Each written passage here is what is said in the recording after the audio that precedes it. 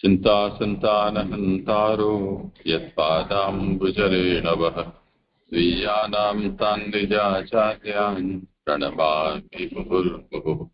यदनुग्रहतो जन्तुः सर्वदुःखातिगो भवेत् तमहं सर्वदा वन्दे श्रीमद्वल्लभनन्दनम्।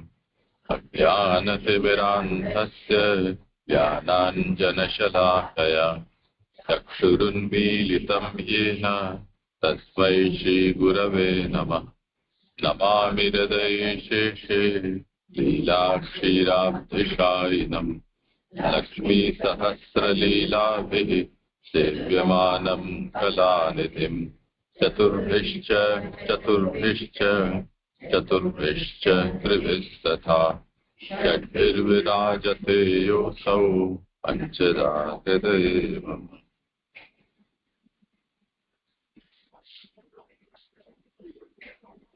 તમારો છે તે શરૂઆત. હા હા પહેલું શ્લોક છે ને એમાં વ્યતિરેક સંબંધી જે 5 લીલા સમજાવી એમાં પછી છેલ્લે આશ્રય તો નવે પ્રકારના સ્વરૂપનો આધાર છે એવી 10 લીલા થઈ. એટલે આશ્રયને અહીંયા આગળ વધારે પૂછવા નથી. આશ્રયના રૂપોમાં વ્યતિરેક સમજવાનું આશ્રય લીલામાં વ્યતિરેક છે તે કેવી રીતે આ બીજું તો આપણે જે કાલે કહ્યું પણ કોનો હતો શ્લોક? હા નંદીશ કેવાય. હા દાદા પ્રણામ છે જે મારો હતો પણ જે આ એમને જે પ્રશ્ન પૂછ્યો એ મને નથી ખબર પડી રહી. અચ્છા અચ્છા વાંધો નહીં. ઓર કોઈને કહેવું હોય કઈ તો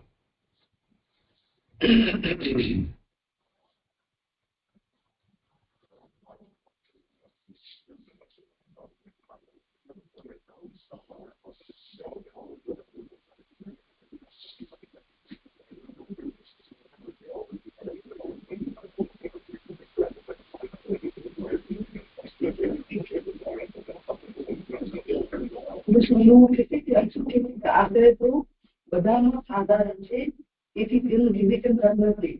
તો બધા 10 લીલામાં આશ્રય રહેલું છે. ઉપરાંત પણ આશ્રય છે, એમાં પણ આશ્રય છે. 9 લીલામાં ભગવદ આશ્રય મળે છે બધું. અને પછી અંતે પણ છેવટે જ્યાં જવું છે તે એ આશ્રય છે. મને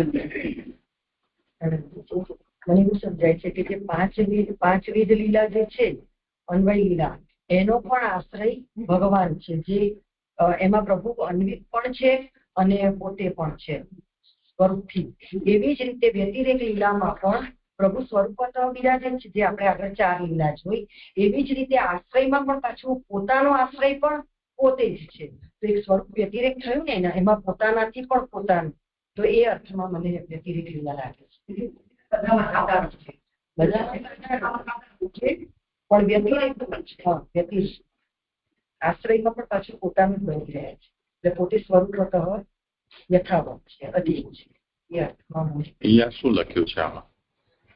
આશ્રય તો 9 પ્રકારના સ્વરૂપનો આધાર છે. એટલે 9 વિધ લીલાનો આધાર થયો તે આશ્રય તો સ્વરૂપત થયો.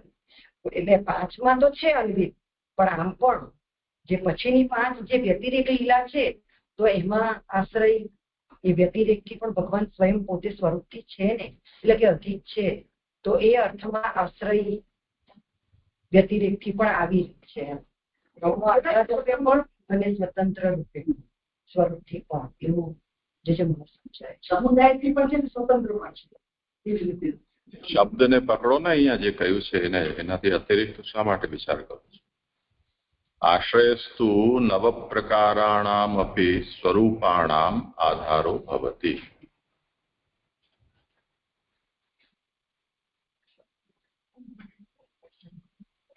નવે પ્રકારના જે સ્વરૂપો છે એમનો આધાર અહીંયા બને છે.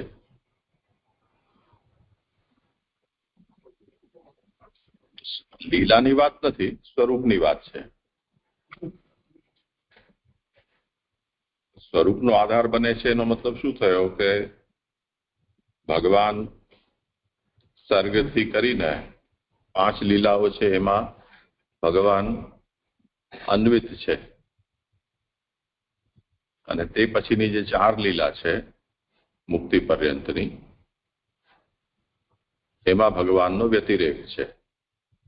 તો અન્વયાત્મક સ્વરૂપ અને વ્યતિરેકાત્મક સ્વરૂપ એમ અન્વય વ્યતિરેકના ભેદથી 9 પ્રકારના ભગવાનના સ્વરૂપ થયા.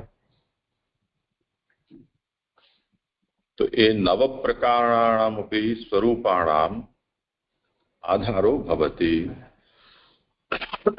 એ બધાનો એ આધાર થઈ રહ્યો છે 10મો. એટલે અહીંયા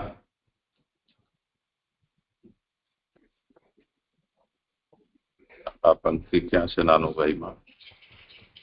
હા, આશ્રય તો 9 પ્રકારના સ્વરૂપનો આધાર છે.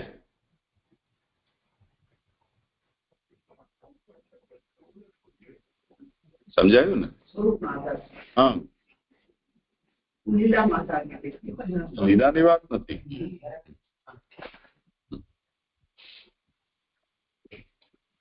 એટલે જ પુરુષોત્તમજીએ આશ્રય બધામાં સાધારણ છે તેથી તેનું વિવેચન કર્યું નથી. તો જ્યાં જ્યાં પણ અન્વયાત્મના ભગવાન વિરાજી રહ્યા છે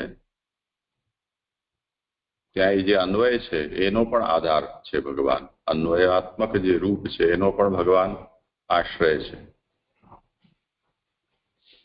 પંચવિધ જે અન્વય છે એનો પણ આધાર ભગવાન બની રહ્યા છે.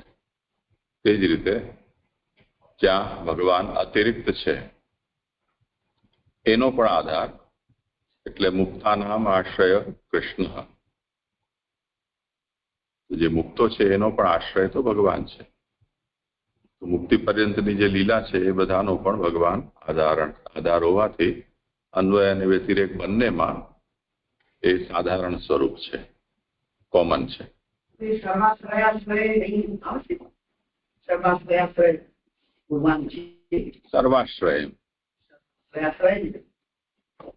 સર્વાશ્રયનો આશ્રય એટલે શું કહેવા માંગો છો તમે?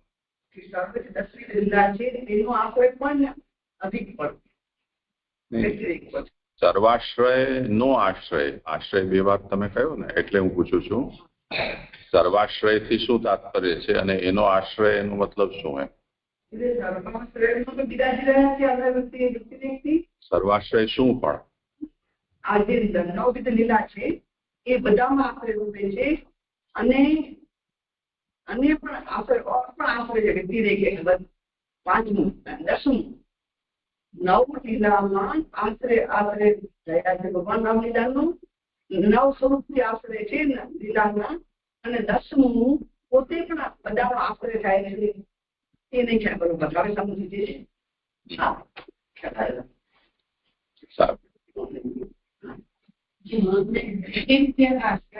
લીલા જે 5મી વ્યતિરેકમાં લીલા ગણાય છે એ સર્વસાધારણ આશ્રય હોવામાં, આગળની 9 લીલાનો આશ્રય હોવામાં એ વ્યતિરેક લીલાનો વાત જ નથી, અહીંયા સ્વરૂપની વાત છે. ફરીથી લીલા શું કામ આવી જાય? એ તો કેટલે સુધી થયું? 5 જે અન્વિત અને બીજા 4, એટલું સમજાયું કે 9 પ્રકારના સ્વરૂપનો આશ્રય. તો એ તો સમજાયું જે આપણે કહ્યું તે. હવે આશ્રય લીલા પણ તો વ્યતિરેક અંતર્ગત જ ગણાય છે ને, પ્રવૃત્તિ વ્યતિરેક જ ગણાય છે ને. તો એને પણ કેવી રીતે સમજવાનું? એમ એટલું એક વાત કહી રહ્યા છે ને અહીંયા. સ્વરૂપનું જે આશ્રય છે એ આશ્રય લીલા એ વ્યતિરેક.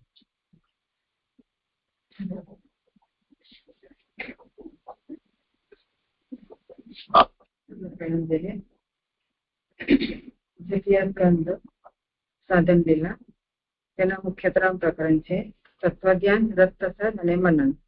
તે અંતર્ગત મનન પ્રકરણ અત્યારે ધીરે ધીરે પછી મોટો થશે ને. ના, નહીં તો આ પાસે રાખી દો.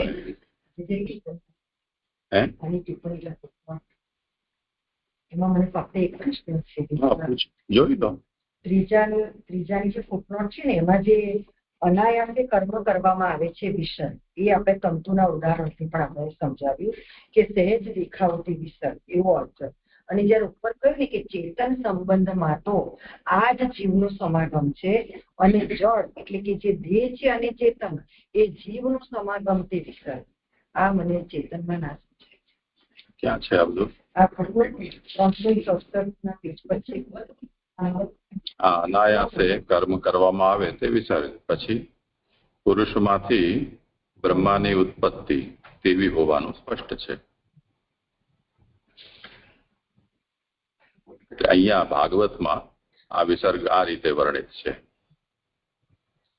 આ જીવોનું દેહનો સંભવ કરવાનું કાર્ય છે. આમ હોવાથી પ્રત્યેક પદાર્થમાં કાર્યરૂપથી પહેલા રહેવાપણું તે અમુક સર્ગરૂપ હોય વિસર્ગ છે. વસ્ત્ર તંતુનું દૃષ્ટાંત આપેલ છે. વસ્ત્ર કાર્યમાં વસ્ત્રરૂપ કાર્યમાં તંતુઓ પહેલા દેખાતા ન હતા. વસ્ત્ર તૈયાર થતું હતું ત્યારે તે જરા જરા દેખાવા લાગ્યા. આ ઉદાહરણ સમજાવી રહ્યા છે. તંતુઓ અવયવ તરીકે વસ્ત્રમાં દેખાવા લાગ્યા એટલે સહેજ દેખાવું તે વિસર્ગ એવો અર્થ છે. આમાં કઈ છે સમસ્યા? હા, ચેતન સંબંધમાં તો આ જ જીવનો સમાગમ છે. આ તો જળનું ઉદાહરણ આપ્યું કાર્યભૂત. હવે જો ચૈતન્યના વિષયમાં વિચાર કરવામાં આવે વિસર્ગનો, તો ચેતન સંબંધમાં તો આ જ જીવનો સમાગમ છે. તેથી જળદેહ અને ચેતન જીવનો સમાગમ તે વિસર્ગ. જીવ જયારે દેહમાં પ્રવેશ કરે છે ત્યારે એ જીવ વિસર્ગ થાય. જીવનો દેહમાં પ્રવેશ થવું એ જ વિસર્ગ.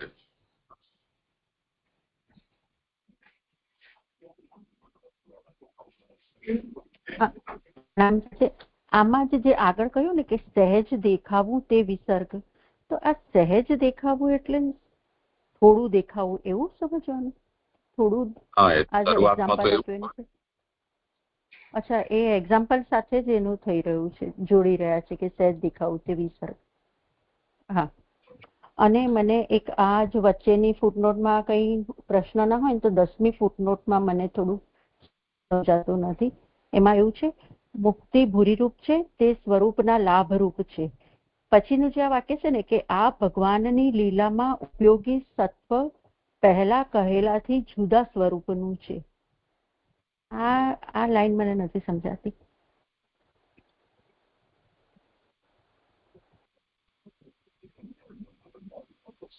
એ બે વિકલ્પથી જે બતાવ્યું છે ને એની આ ચર્ચા કરી રહ્યા છે. અથવા કરીને મુક્તિના જે બે પ્રકાર બતાવ્યા, પુષ્ટિ અને મર્યાદાના ભેદથી, તે કહી રહ્યા છે. એટલે નંદીશ હોય ભગવાન કંઈક કેવું આ વિષયમાં વિચાર કર્યો હોય તો. તેથી મને એકચ્યુઅલી આ ફૂટનોટમાં એટલું સમજ નથી આવી રહ્યું. બધી ફૂટનોટમાં હા, કઈ વાંધો નહીં. ઓર કોઈને કેવું હોય કઈ.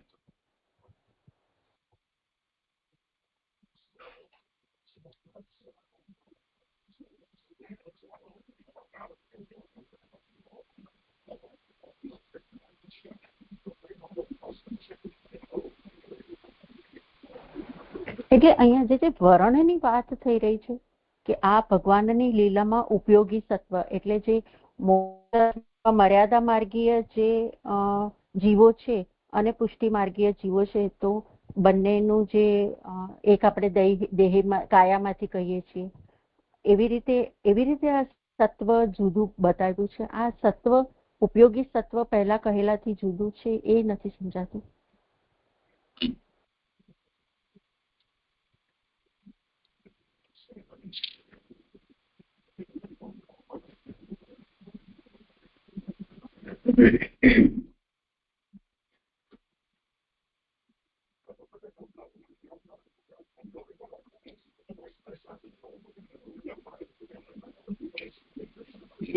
જોઈ લઈએ.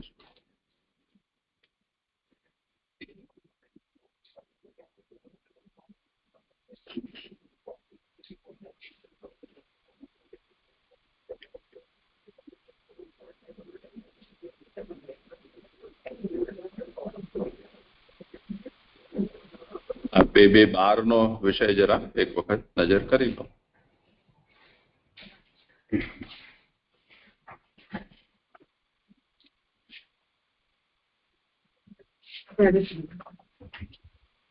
હા બોલ.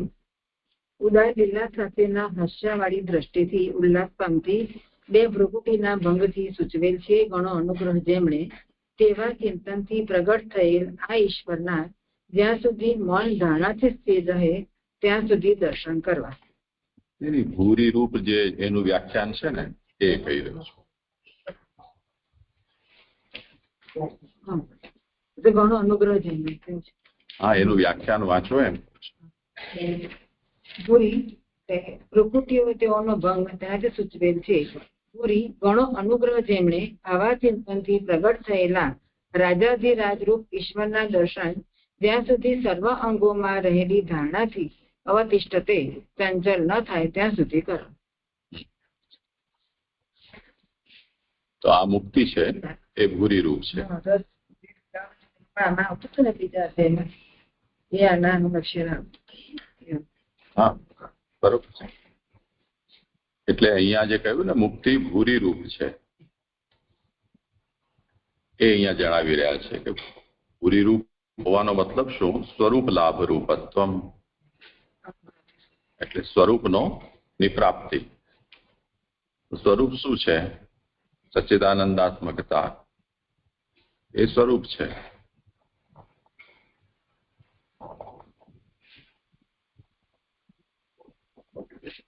તો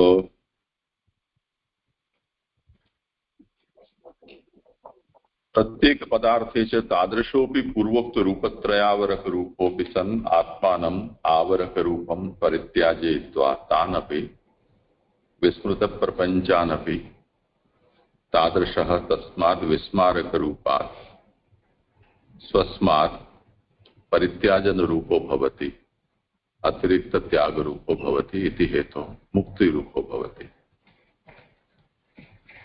તો મુક્તિમાં નિરોધ કરતા વિશેષ શું થઈ રહ્યું છે કે વિરોધમાં નિરોધની અંદર જેવી રીતે પ્રપંચી વિસ્મૃતિ બતાવવામાં આવી રહી છે એવી રીતે અહીંયા જીવાત્માનું જે સ્વરૂપ છે એનાથી અતિરિક્ત એને જે કંઈ પણ પ્રાપ્ત થયેલું છે એનો ત્યાગ કરાવ્યો. તો અતિરિક્ત જે કંઈ પણ છે એનો ત્યાગ, એનું નામ મુક્તિ થયું. હવે અત્ર સ્વરૂપ લાભ રૂપો મદીયમ ઇદમ ઇતિ રૂપો ભવતિ ઇતિ ઇદમ મુક્તિ રૂપમ ઇત્યર્થઃ. સ્વરૂપ લાભ રૂપનો મતલબ શું થશે કે આ મારો છે. મદીયમ ઇદમ, આ મારો છે, આ પ્રકારનું એનું રૂપ થશે. એટલે સાંખ્યમાં જેવી રીતે જડભૂત દેહાદિ છે એમાં નાસ્મદીયમ એ પ્રકારની બુદ્ધિ છે અને જે આત્મા છે તે સ્વરૂપની અંદર મદીયમ એ પ્રકારની બુદ્ધિ છે. એવી રીતે જ્યારે અહીંયા અતિરિક્ત સ્વરૂપ એનાથી હટી જશે જીવાત્માના ઉપરથી તો હવે એનું જે સિદ્ધ ચૈતન્ય રૂપ છે તે બચે છે, જેને કહી રહ્યો છે કે મદીયમ ઇદમ. હવે જે પણ પ્રાકૃત દેહાદિ છે જળ, એનો જે ત્યાગ થશે એ ત્યાગની શા માટે અહીંયા આવશ્યકતા છે? કેમ કે ભગવત લીલોપયોગી નિત્ય લીલોપયોગી નથી. આત્મા છે એ હવે નિત્ય લીલોપયોગી છે. તો એ કહી રહ્યા છે કે આનાથી શું સમજાવી રહ્યા છે કે તથા ચ ભગવત લીલોપયોગી સ્વત્વમ.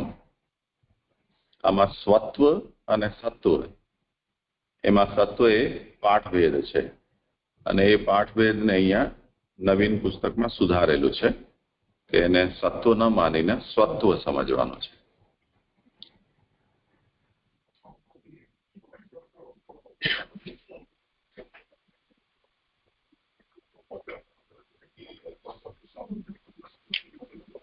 તથા ચ ભગવદ લીલોપયોગી સ્વત્વમ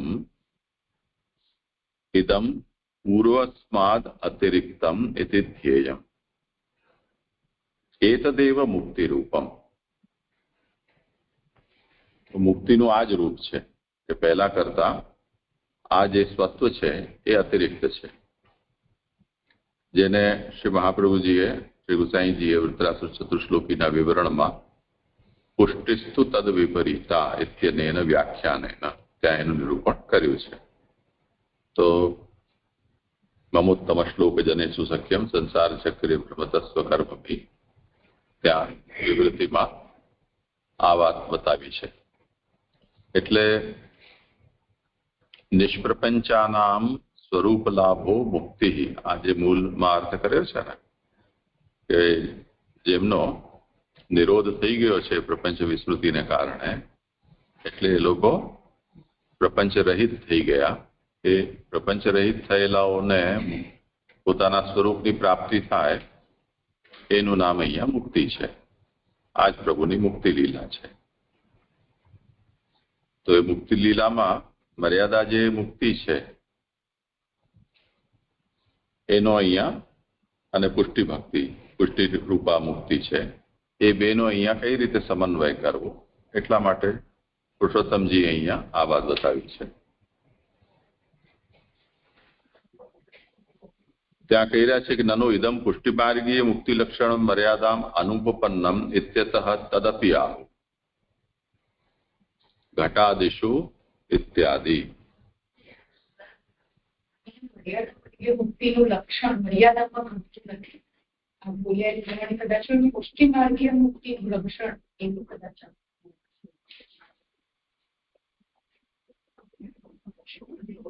ઇદમ પુષ્ટિમાર્ગીય મુક્તિ લક્ષણમ મર્યાદાયામ અનુપન્નમ. આમાં શું કહી રહ્યા છે?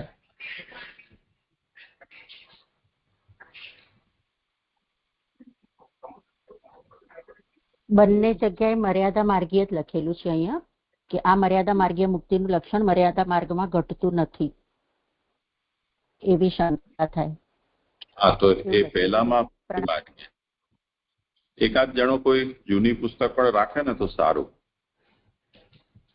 કદાચ અહીંયા મિસ્ટેક થઈ હોય પ્રૂફ રીડિંગમાં.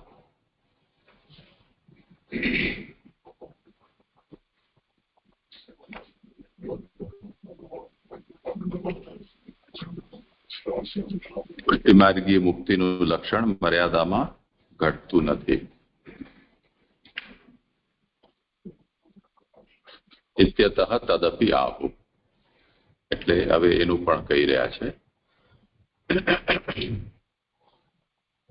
ઘટાદિષુ,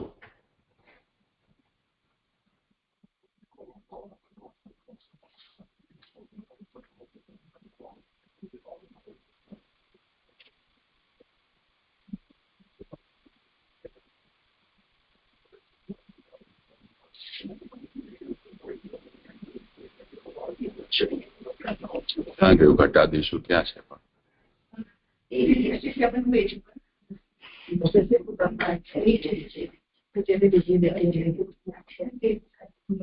ના, એ તો ઠીક છે. હા, એટલે આમાં 66મા પાના ઉપર જે સુબોધની પૂરી થાય છે ને, એમાં નીચેથી ચોથી અથવા ઘટ વગેરેમાં ભગવાનના સંગરહિત ઉદાસીનપણાથી રહે તે મુક્તિ.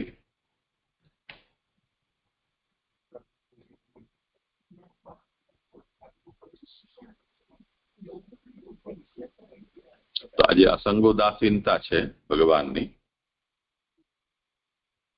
એ મર્યાદા મુક્તિ પ્રકાર થયો. એ તો કાલે આપણે વિચાર કર્યો હતો.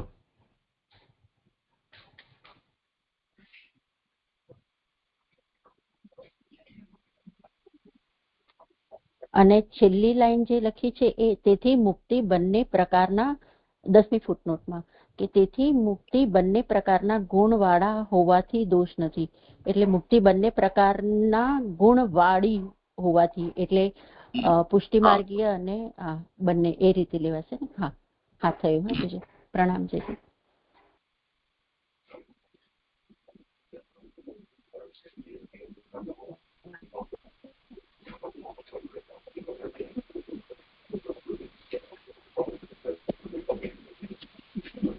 હા, દંડવત પ્રણામ જેજી. જે આપેલા સ્વર દીન ન હોવા પણ કીધું એનો અર્થ નથી સમજાતો. ભગવાનનો દીન ન હોવાપણાનો ગુણ સર્ગ છે એટલે શું છે એ નથી સમજાતું. પ્રણામ જેજી.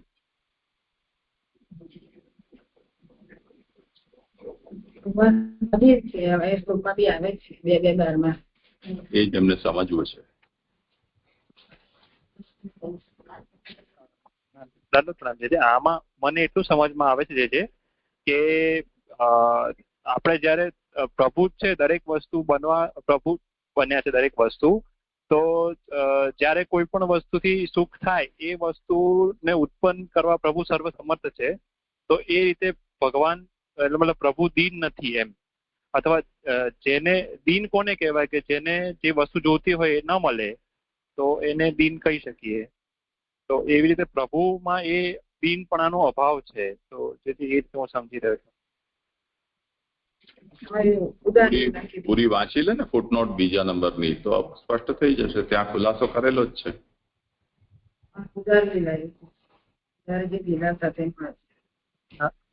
ભગવાનનો દીન ન હોવાપણાનો ગુણ સર્ગ છે. સુખ થાય તે પ્રકારે વસ્તુના સ્વરૂપથી પ્રગટ થવું તે દીન ન હોવાપણું. શરીર વિનાના વિષ્ણુ પોતાની ક્રીડા માટે અનિત્ય અવ્યાપક રૂપ ગ્રહણ કરે તે વસ્તુ રૂપથી પ્રગટ થવાની શક્તિ દીનપણાનો અભાવ જણાવનારા છે. દરેક પદાર્થમાં અવ્યક્ત સતરૂપથી ભગવાનની સ્થિતિ તે સર્ગ.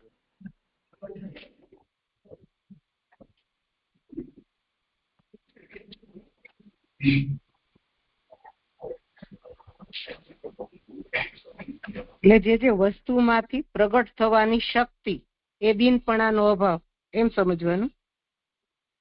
રૂપથી પ્રગટ થવાની શક્તિ એટલે દરેક વસ્તુ એ પ્રભુ પોતે જ બન્યા છે. એટલે પ્રભુને તો પ્રભુ દરેક વસ્તુ પ્રગટ કરી શકે છે. તો પ્રભુને જે વસ્તુ જોઈએ છે તરત ઉત્પન્ન થઈ જાય છે. એ રીતે પ્રભુ અધીન છે એમ.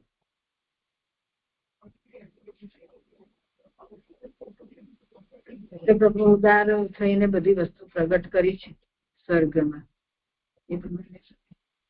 સર્ગ એટલે પ્રાકટ્ય. પ્રાકટ્ય ભગવાનનું પ્રાકટ્ય.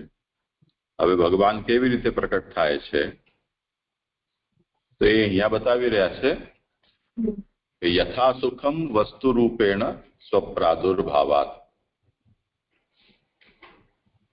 જેવી રીતે સુખ થાય તેવા વસ્તુ સ્વરૂપથી ભગવાનનો પોતાનો પ્રાદુર્ભાવ છે. આ ભગવાનનું અધીનત્વ છે.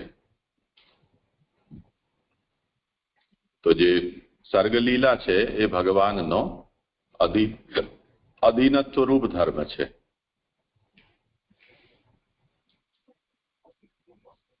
તો ભગવાનનું જે સામર્થ્ય છે એ જ અહીંયા અધીનત્વ રૂપ જે સામર્થ્ય છે એ અહીંયા સર્ગ છે.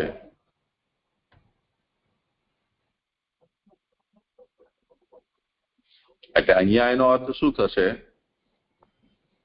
કે ભગવાન જે અશરીર છે એ અશરીર ભગવાન પોતે શરીર ધારણ કરે છે. તો આ યથા સુખમ વસ્તુ સ્વરૂપેણ સ્વપ્રાદુર્ભાવાત. તો જે ભગવાન છે એમને જે પ્રકારની ક્રીડા કરવી છે એ ક્રીડા કરવા માટે અનિત્ય અવ્યાપક સ્વરૂપ ગ્રહણમ, જે નિત્ય છે જે વ્યાપક છે તેમ છતાં પણ ક્રીડા કરવા માટે ભગવાન પોતે અનિત્ય અને પરિચ્છિન્ન એવા સ્વરૂપને ધારણ કરે છે. તો એવું સામર્થ્ય ભગવાનનું જે છે એ જ એમનું અધીનત્વ છે. એ જ અહીંયા સર્ગ છે. સ્વતંત્ર પણ ગણાય છે. સર્વતંત્ર સ્વતંત્ર છે તે અધીન પણ કહેવાય છે. સામાન્ય છે, સ્વતંત્રતા છે, આ બધું અધીન પણ એમાં જ આવશે.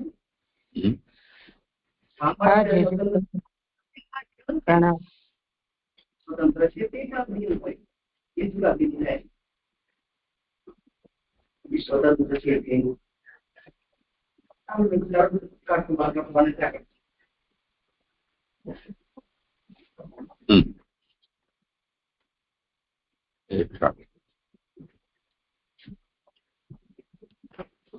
પ્રણામ છે. એ મારે આમ જ કેવું હતું કે દીન ન હોવાપણુંનો ગુણ જે કહ્યો છે ને, તો મને એમાં એવું સમજાય છે કે કોઈ પણ ભગવાન પોતાનું સ્વરૂપ છોડીને, એટલે મીન્સ કે પોતાના સ્વરૂપથી અન્ય આ બધા સ્વરૂપો જો ગ્રહણ કરે, તો કોઈ પણ વ્યક્તિ હોય તે પોતાના સ્વરૂપથી અન્ય સ્વરૂપને ધારણ કરે તો એનામાં દીનત્વ આવે, કે દીનતા ગ્રહણ કરીએ એમ કહેવાય કે પોતાના સ્વરૂપને જો પકડીને રહે તો એનું ઐશ્વર્ય ગણાય. પણ એનાથી કંઈક આ નિમ્ન કક્ષાનું સ્વરૂપ કે એ રીતનું જો ગણવામાં આવે તો અહીંયા કોઈ એવી નિમ્ન કેટેગરીને ભગવાન ગ્રહણ કરી નથી રહ્યા. એમાં કોઈ એમની દીન ભાવના નથી કે હીન ભાવના નથી, પણ એ પોતે સુખ થાય એવા સ્વસ્વરૂપને અને એ વસ્તુના સ્વરૂપથી પ્રકટ થાય ને એમાં પણ એ જ રીતનો ગુણ રહે, સુખ રહે, એવા સામર્થ્ય, એવી શક્તિને અહીંયા દીનપણાનો અભાવ કયો એવું સમજાય છે. જે પ્રણામ.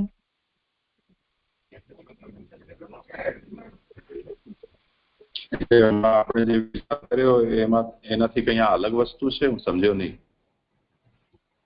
ના જીજી, એટલે મારે કેવું નહોતું, પણ આ અનમ્યુટ કર્યું એટલે મેં એટલું એડ નથી કર્યું, પણ ખાલી મને જે વિચાર આવ્યો તે જ મેં કીધું. આપે કહ્યું તે બરાબર છે. હા, એ તો પુરુષોત્તમજીએ જે અહીંયા સ્પષ્ટ કરેલું છે એ જ વિષય આપણે જોયો, અને એમાં તમે જુઓ, વાંચી લો અધીનનું. હા, જેમને મળ્યું હોય વાંચી લો.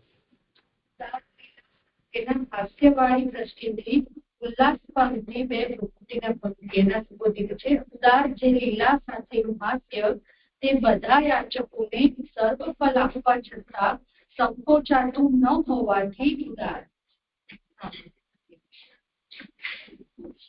ઉદાર થયું, પછી એને આની સાથે કેમ જોડ્યું છે? સર્ગ લીલા સાથે કઈ રીતે જોડ્યું? એટલે અહીંયા જે છે 10 વિશેષણો જે આપ્યા છે ભગવાનને, એ 10 લીલા સાથે એ આમાં આગળ કહેલું છે ને, એ હું કહી રહ્યો છું. એ વાંચો એમ. 42મું પાનું છે. વાંચો. એવું કે છે કે અહીં જે 10 પ્રકારની લીલાઓ એકમાં રહેલી હોવાથી એક પ્રયોજન વાળી છે, એમનું ઉપપત્તિથી નિરૂપણ કરતા નામથી જણાવશે. એ પૈકી ઉદારપણું સૃષ્ટિ છે. કારણ કે વસ્તુ ન હોય તે દીન થાય છે. ભગવાન સુખ થઈ એ પ્રમાણે વસ્તુના રૂપથી જ પોતે જ પ્રગટ થતા હોવાથી ઉદાર છે. ઈચ્છેલી વસ્તુ પ્રાપ્ત થતા દીનપણું એ લાચારી જતું રહે છે. ન વિદ્યંતે એટલે નથી હોતા, દીનાહા એટલે દીન પુરુષો જેમનામાંથી, એમ બીજા માટે કરેલી સૃષ્ટિમાં પણ જીવોનું દીનપણું સૃષ્ટિમાં હોય ત્યારે જ જતું રહે છે. અને આગળ જે 26મો શ્લોક છે ને, ત્યાં જ આરંભમાં સર્ગપણું એટલે ઉદારપણું એ શ્લોક બતાવ્યો છે. ત્યાં એ જ કહ્યું છે કે શરીર વિનાના શરીર સ્વીકારે તે સર્વ, એમાં નથી દીન જેમનામાંથી એવું બીજું પ્રયોજન હેતુ તરીકે સમાયેલ છે. એ સંબંધમાં 3 પ્રકારના દીન ભક્તો ભગવાનને અવતાર લેવાના કારણરૂપ હતા. એ પછી આગળ કહે છે. હા, બસ.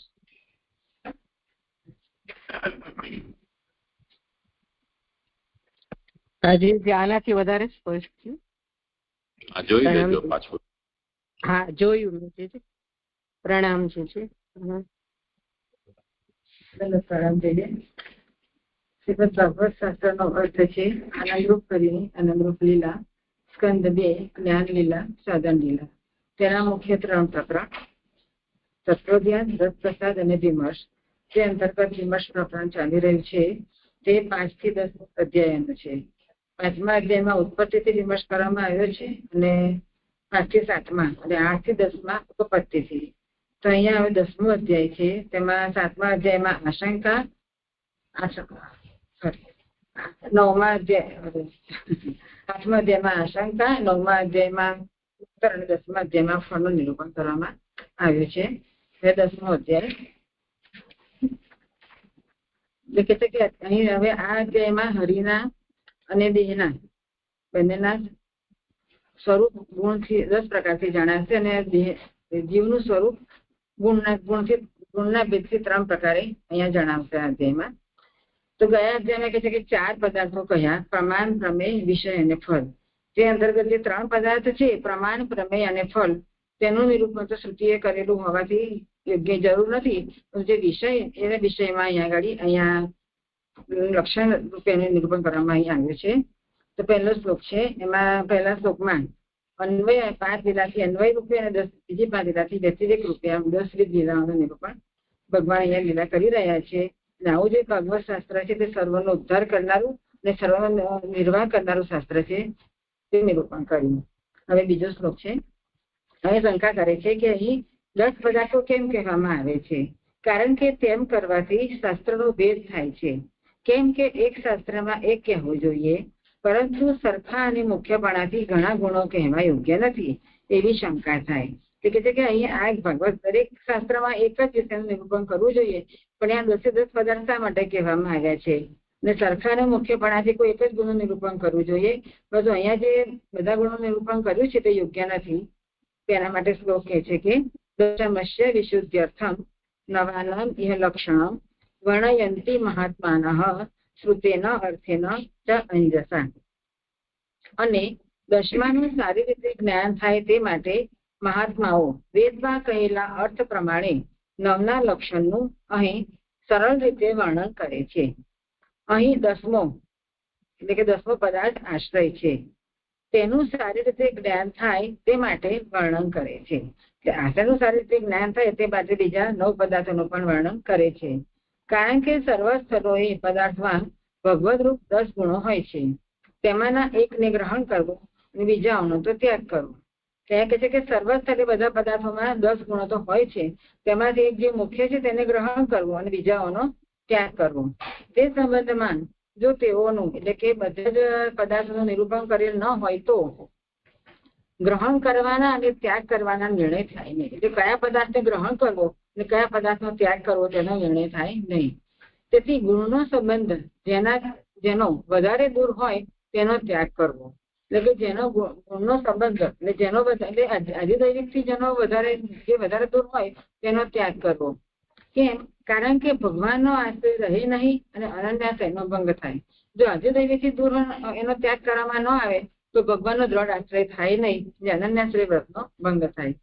તેથી આ ગુણો એક પછી એક થતા હોવાથી જે અંતમાં બાકી રહે તેનું ગ્રહણ કરવું. આ દરેક ગુણો છે તે એક પછી ક્રમશઃ થતા હોય છે, સર્ગ વિસર્ગ સ્થાન પોષણે, તો અંતે જે રહે તેનું ગ્રહણ કરવું. તેથી પોતરાની પેટે આશ્રયને ઢાંકી દેનારા આ ગુણો કહેલા છે. જે આશ્રય એક મૂળ છે, આશ્રય જે ગુણ છે, અને જે બીજા બધા ગુણો છે તે પોતરાની પેટે એને લાગેલા છે, તો એને પોતાની પેટે આશ્રય ઢાંકી દેનારા જે ગુણો છે તેને નીકાળીને માત્ર આશ્રયનો જ આધાર રાખવો જોઈએ. તેથી આમના નિરૂપણથી બીજા પદાર્થોથી સ્પષ્ટ શુદ્ધ આશ્રય નિરૂપણ થશે. એટલે કે આ 9 વિધ જે ગુણોનું નિરૂપણ કરવામાં આવ્યું છે એના નિરૂપણથી આશ્રયનું સ્વરૂપ સ્પષ્ટ થશે.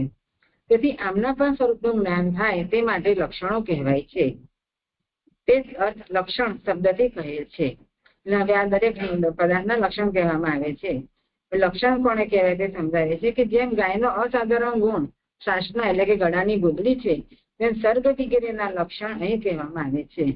લક્ષણ એટલે કે કોઈ અસાધારણ ગુણ. તો જેમ ગાય એક પશુ છે ચોપગવું, પણ એનો ગુણ જે આ ગળાની ગુદડી જે છે અસાધારણ ગુણ છે, તેવી રીતે દરેક વિષયના પણ અસાધારણ જે ગુણ છે, લક્ષણ છે, તેનાથી લક્ષણ અહીં કહેવામાં આવે છે.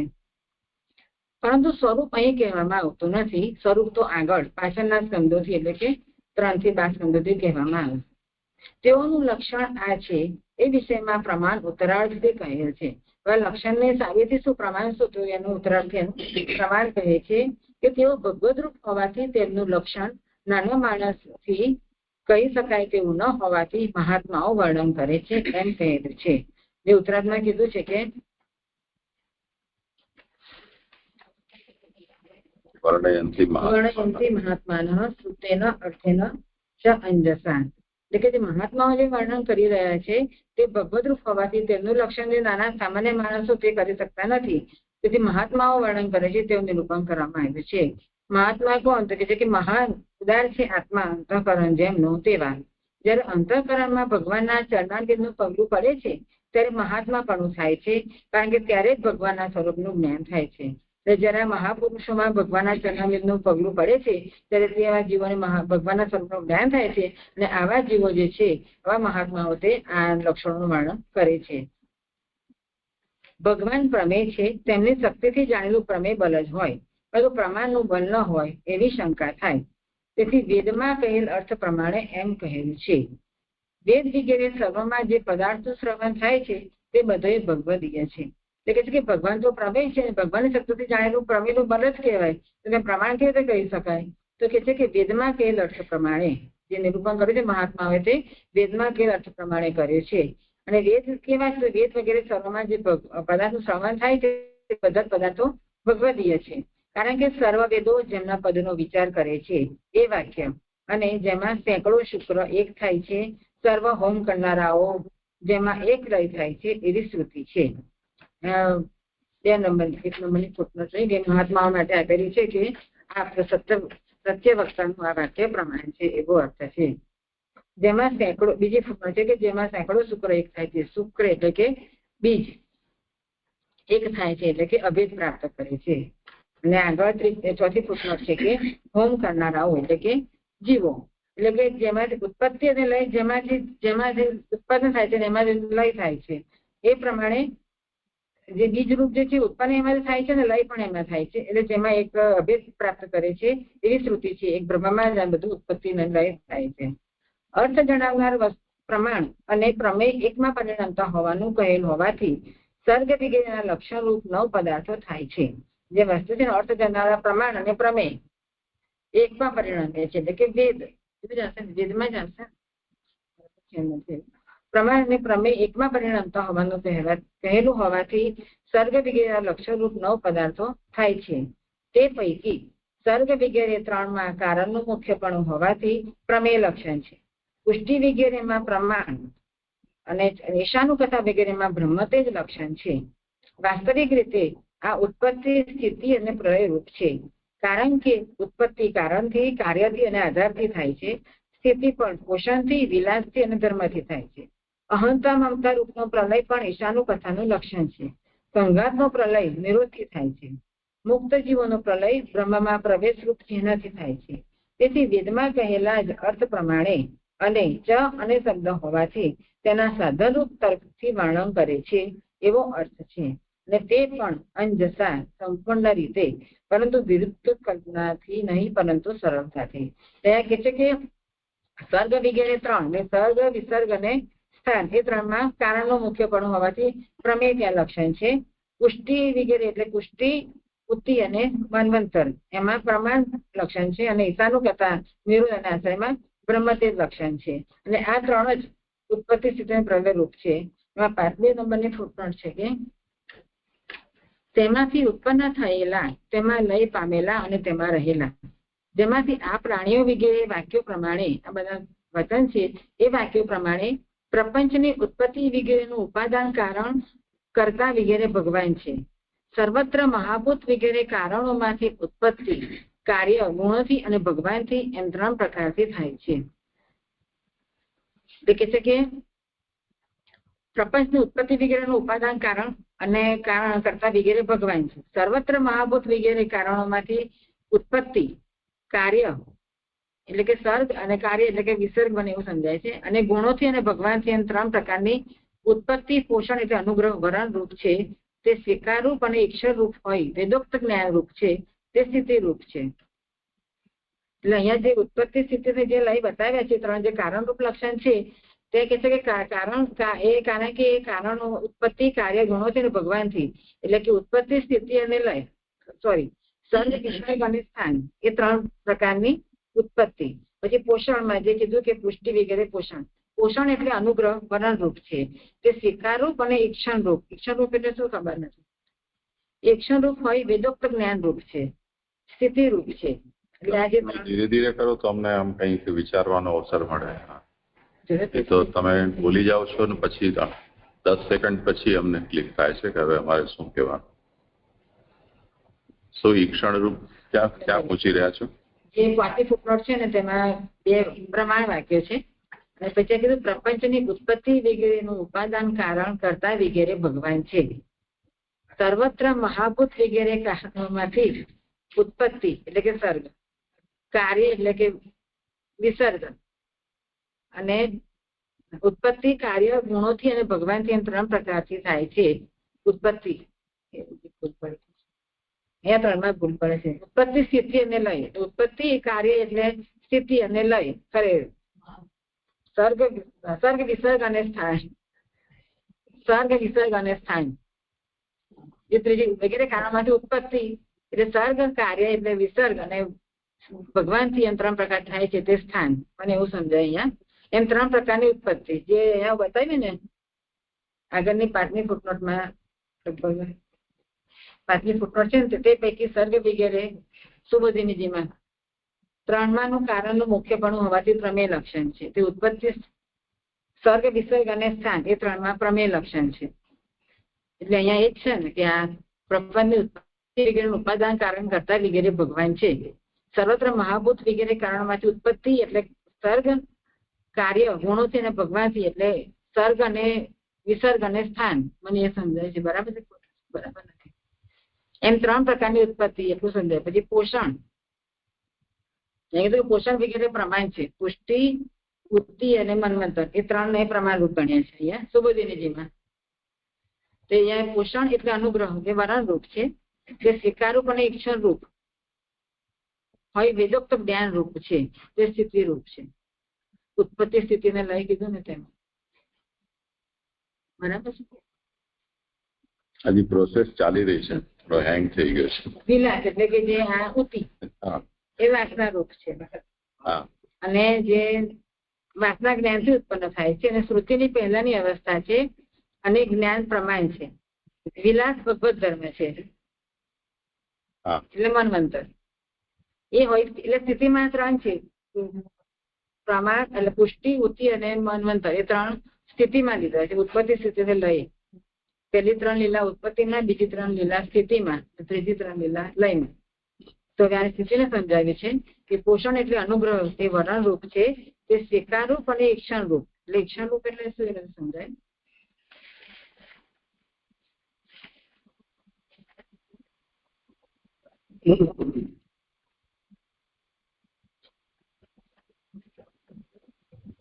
એ તો તદૈક્ષત બહુશ્યામ પ્રજા એમાં જે ઈચ્છા પ્રકટ કરી છે ને એ ઈચ્છા. અનુગ્રહ વરણ રૂપ છે, તે સ્વીકાર રૂપ અને ભગવાનની ઈચ્છા રૂપ હોય. વેદોક્ત જ્ઞાન રૂપ છે, તે સ્થિતિ રૂપ છે, જે પોષણ લીલા છે તે. પછી ઉત્તિ લીલાની વાત કરે છે કે વિલાસ છે તે વાસના રૂપ છે, વાસના જ્ઞાનથી ઉત્પન્ન થાય છે. શ્રુતિની પહેલાની અવસ્થા છે, અને જ્ઞાન પ્રમાણ છે. સમજાતું નથી? જેને ખાલી પારાયણ જ કરી શકવાનું એ પણ સ્થિતિ રૂપ છે એમ કે છે. અને વિલાસ ભગવત ધર્મ હોય, સ્થિતિ તેથી ઉત્પન્ન થાય છે. એવી રીતે ધર્મથી જે સ્થિતિ જગતનો અભાવ કરનારી હોય અને આયુષ્ય વધારનારી હોય, તેમાં પણ વૈદિક જ્ઞાનનું પ્રાધાન્ય છે. તેથી પ્રમાણ સ્થિતિ રૂપ છે. જ્યાં 3ને કીધા ને પ્રમાણ રૂપ છે અને સ્થિતિ રૂપ કીધા.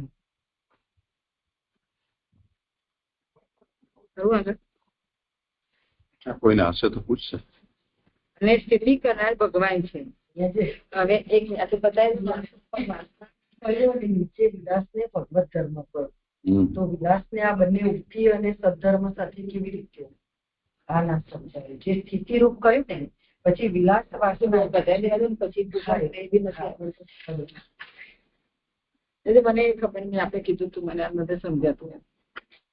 ક્યારે આમને પૂછ્યું તે હમણાં મેં કીધું તું ખરું. અચ્છા કીધું તો આપણે મળ્યા આજે છીએ, ક્યારે કહી દીધું? હમણાં જ બોલી. તને સમજાયેલું પારાયણ કર્યું. હવે જે ઈશાનું કથા જે છે એનું નિરૂપણ કરે છે પ્રલયનું. બ્રહ્મ તે જ પ્રલય રૂપ છે. અવતાર વગેરેના ચરિત્રોનું વારંવાર શ્રવણ, કીર્તન અને સ્મરણ કરવાથી જેમના સંસારનો લય થાય છે તે જીવો મુક્ત થાય છે. એવી રીતે સાધનપણું જીવના ભોગ માટે હોય, તેનો લય થાય ત્યારે દેવદત્ત મોહ એ મુક્તિ પણ લય રૂપ છે. આટલું સમજાય? છેલ્લું સમજાઈ ગયું. દેવદત્ત મોહ એ જોરદાર છે. પાછી ફૂટનો જગ્યા સમજાતું. 5મી ફૂટનો હા કરો, જેમને જે કહ્યું. વિચાર કરવો.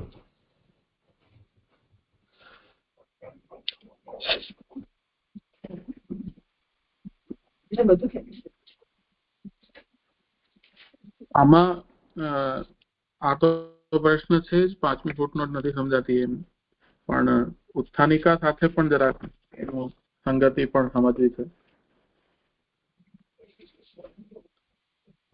ઉત્થાનિકા સાથે એને કેવી રીતે તો શંકા ઉપાડે છે કે અહીં 10 પદાર્થો કેમ કહેવામાં આવે છે, કારણ કે તેમ કરવાથી શાસ્ત્રનો ભેદ થાય છે. એટલે પૂર્વમાં જે 9 ને કહ્યા અને પછી આશ્રયથી આ 9 નો આશ્રય એક ભગવાન છે એવું સિદ્ધ કરીને એક પદાર્થનું નિરૂપણ જ છે એવું કહેવા માંગે છે કે શું છે, એ જરા શંકા સાથે સ્પષ્ટ કરવું છે. હા, દાદાજી પ્રણામ. અને હું એ સમજાયું કે જે આગળના કીધું કે આ એક ભાગવત શાસ્ત્રમાં 10 પદાર્થોનું નિરૂપણ કરવામાં આવ્યું છે. આ અહીં ગાડી આ જેમાં લક્ષણ કહે છે અને સ્વરૂપ એનું આગળ કહે છે કે એક જ શાસ્ત્રમાં 10 પદાર્થોનું નિરૂપણ કેમ કરવામાં આવ્યું છે? એક શાસ્ત્રમાં એક જ કહેવું જોઈએ, તો શા માટે બધા નિરૂપણ કરવામાં આવ્યું છે? તો એના માટે અહીંયા કહે છે કે જે આશ્રયની મુખ્યતા છે એના માટે આ બધા 9 સાધનો સમજાશે, તો 9 પદાર્થો તો આશ્રયની મુખ્યતા સમજાશે, એટલે એના માટે આ નિરૂપણ કરવામાં આવ્યું છે. આટલું મને ઉત્થાનિકાથી સમજાય છે કે 9 નું બરાબર જ્ઞાન હશે તો 10મા આશ્રયને આપણે સારી રીતે સમજી શકીશું. થઈ ગયું સમાધાન? એટલે સ્પષ્ટ તો નથી જ થતું મને હજી પણ.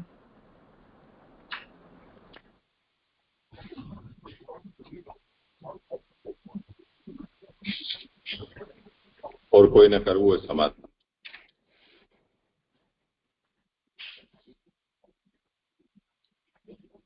પછી એક જ નિરૂપણ કર્યું છે કે જે વેદના અર્થ પ્રમાણે જ પ્રમાણ જે વેદરૂપ છે એના અર્થ પ્રમાણે નિરૂપણ કર્યું છે, એટલે જ્ઞાન પણ એનું સારી રીતે થાય અને આશ્રય દ્રઢ થાય. દંડવત પ્રણામ છે. એટલે એમાં આગળ બધું કહ્યું છે એ પ્રમાણે થોડું મને સમજાય છે તે કહું છું કે અહીંયા જે આશ્રય છે મુખ્ય, એ આશ્રયને એકને સમજાવવા માટે બાકીના 9 ગુણોનો પણ અહીંયા સમજાવવામાં આવ્યા છે. તો એ 10 ગુણોને સમજીશું તો એના માટે કે તેમાંના એકને ગ્રહણ કરવો અને બીજાઓનો ત્યાગ કરવો. તો એ આશ્રયને ગ્રહણ કરવા માટે શેનો ત્યાગ કરવો, તો એ ત્યાગનું શું ત્યાગ કરવું એનું જો નિરૂપણ કરવામાં ન આવે, એવું લખ્યું છે કે જો તેઓનું નિરૂપણ કરેલ ન હોય તો ગ્રહણ કરવાના અને ત્યાગ કરવાના નિર્ણય થાય નહીં. તેથી ગુણનો સંબંધ વધારે દૂર હોય તેનો ત્યાગ કરવો, કારણ કે ભગવાનનો આશ્રય રહે નહીં અને અનન્ય આશ્રયનો ભંગ થાય. એટલે જે ત્યાગ કરવાનો નિર્ણય એટલે કે મીન્સ કે એને ગૌણ ગણવાના છે અને મુખ્ય કોને ગણવાના છે તો એનો ભેદ બતાવવામાં ન આવે તો જે મુખ્ય ગણવાનું છે એનો પણ અર્થ ન સમજાય. એટલા માટે 9 ગુણોને સમજાવીને પછી 10મો ગુણ જ્યારે સમજાવવામાં આવે છે તો ત્યાં એની આશ્રયતામાં દ્રઢતા આવે એ રીતનું. કારણ કે આગળ પણ એમ લખ્યું છે કે ફોતરાની પેઠે આશ્રયને ઢાંકી દેનારા તરીકે આ ગુણો કહેલા છે. એટલે કોઈ પણ વસ્તુ હોય એના છોડા હોય એને રિમૂવ કરીને પછી એ વસ્તુને ગ્રહણ કરવાની હોય છે. તો આવી રીતે આ બધા પદાર્થોને ત્યાગ કરીને પછી આશ્રયને ગ્રહણ કરવાનો છે, એવી રીતનું સમજાય છે જે મને થોડું. પ્રણામ છે. પણ એ શાસ્ત્ર એટલે એ રીતે જ હોય તો આ એક ફરી વખત હું જેવી રીતે આ સમજ્યો છું ઉત્થાનિકા, એને હું કહું છું કે અહીં 10 પદાર્થો કેમ કહેવામાં આવે છે, કારણ કે તેમ કરવાથી શાસ્ત્રનો ભેદ થાય છે. કેમ કે એક શાસ્ત્રમાં એક કહેવું જોઈએ, પરંતુ એટલે એક શાસ્ત્ર જે હોય તો એ એક તત્વનું નિરૂપણ કરે, એ ભિન્ન ભિન્નનું કરે તો પછી એ ઠીક ન કહેવાય. એટલે એ એવી શંકા કરે છે કે અહીંયા 10 પદાર્થો શું કામ કહેવામાં આવે છે, કારણ કે તેમ કરવાથી શાસ્ત્રનો ભેદ થાય છે. કેમ કે એક શાસ્ત્રમાં એક કહેવું જોઈએ, પરંતુ સરખા મુખ્યપણાથી ઘણા ગુણો કહેવા યોગ્ય નથી. એટલે બધા જ અહીંયા મુખ્ય છે. આ 10 જે ગણાવ્યા એ બધા જ સરખા મુખ્યપણાથી ઘણા ગુણો કહેવા યોગ્ય નથી. એટલે અહીંયા તો ઘણા ગુણો બધા સરખા મુખ્યપણાથી જ નિરૂપણ કરવામાં આવ્યા છે એવી શંકા થાય, તેથી નીચેનો શ્લોક કહે છે. એટલે આ ઉત્થાનિકા થઈ અને એનું તોડ એ રીતે આવ્યો કે આશ્રય છે એ મુખ્ય છે એવું ટૂંકમાં સમજી શકાય ને. બરાબર છે જી.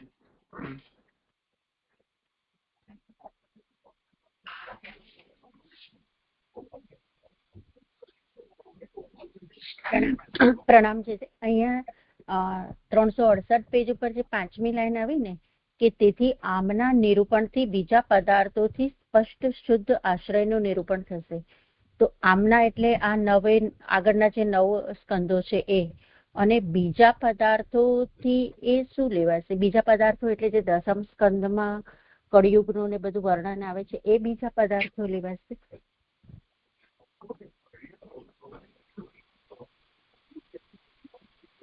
શું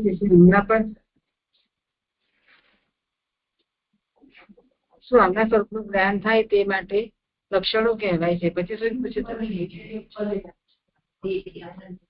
આમના નિરૂપણથી બીજા પદાર્થોથી સ્પષ્ટ શુદ્ધ આશ્રય નિરૂપણ થશે. આમના એટલે આ નવવિધ એના જ નવવિધ લીલાઓ છે, સર્ગ વિસર્ગ એના જ બંનેમાં એમનાથી એ જ આવશે.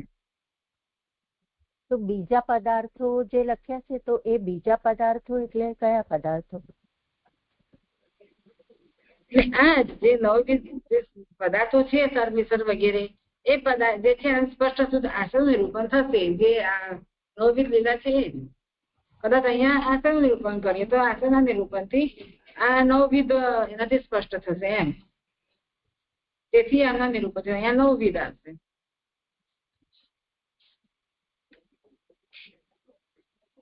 આ બીજા પદાર્થો એટલે આ જ પદાર્થો એવું જ સમજવાનું છે.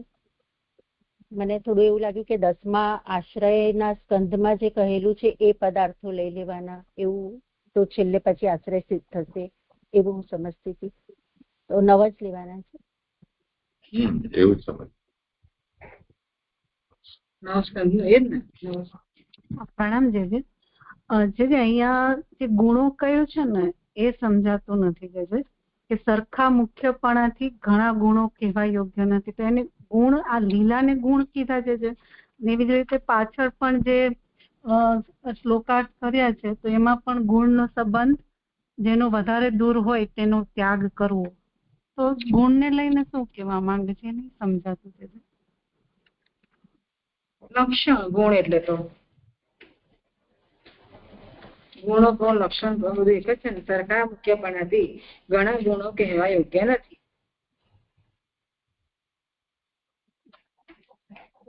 તમે દાખલા ભાગવત ની વાત સમજો સ્વરૂપ એનું સ્વરૂપ બી આવશે અને આટલા અધ્યાય પૂરતી વાત કરશો તો એના લક્ષણ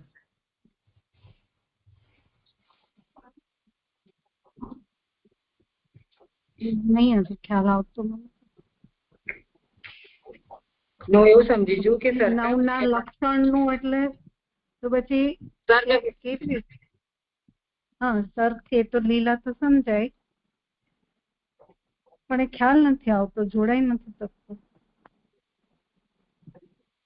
અહીંયા કીધું ને કે એક આશ્રય મુખ્ય છે અને બીજા ગૌણ છે. એ સરખા અને મુખ્યપણાથી ઘણા ગુણો કહેવા યોગ્ય નથી. તો અહીંયા જ્યાં અધ્યાય પૂરતી વાત સમજશો તો તમારે અહીંયા આગળ આશ્રયને દ્રઢ કરવાનો છે. આશ્રય લીલા જે મુખ્ય છે તો એના માટે આશ્રય એટલે ત્રણેય આવશે ને આશ્રયમાં. તો વિરોધ મુક્તિ દેવી આવી જશે ને આશ્રય સમજતા. શું આવશે? નિરોધ બી આવી શકે ને આશ્રય સમજતા. ઈશાનું કથા નિરોધ મુક્તિ ત્રણેય આવશે કે માત્ર આશ્રય 12મી એટલી જ આવશે? 10મી એટલી? નહીં, 9માં તો બધા જ આવી ગયા ને, આશ્રય સિવાયની બધી આવી ગઈ 9. આમાંથી એટલે 9ની જે 9મી લીલાની જ વાત છે. અહીંયા કોક લીલાને મુખ્ય બતાવે છે, ક્યાંક એને ગૌણ બતાવે છે. લીલાનું એટલે ગુણો મીન્સ કે લીલા એમ સમજવું, લક્ષણ એ બધું એક સમાનાર્થી થયું બધું જ. લીલા તમને પણ ગુણ એ લક્ષણ કહી શકાય. લીલા કહેવાય કે લક્ષણ લક્ષણ એટલે સ્વરૂપ લીલા કહેવાય કે નહીં લીલા પૂછ્યું લક્ષણ લીલા કેવી રીતે સિદ્ધ થશે એના લક્ષણ ગાય છે એને કેવી રીતે સિદ્ધ કરીશું તો એ શાસનાથી કારણ કે 4 પગ તો બધાને હોય એનાથી ના થાય એવી રીતે આ સર્વને વિસર્ગનું લક્ષણ આપ્યું ને એનાથી એ લીલા સિદ્ધ થાય.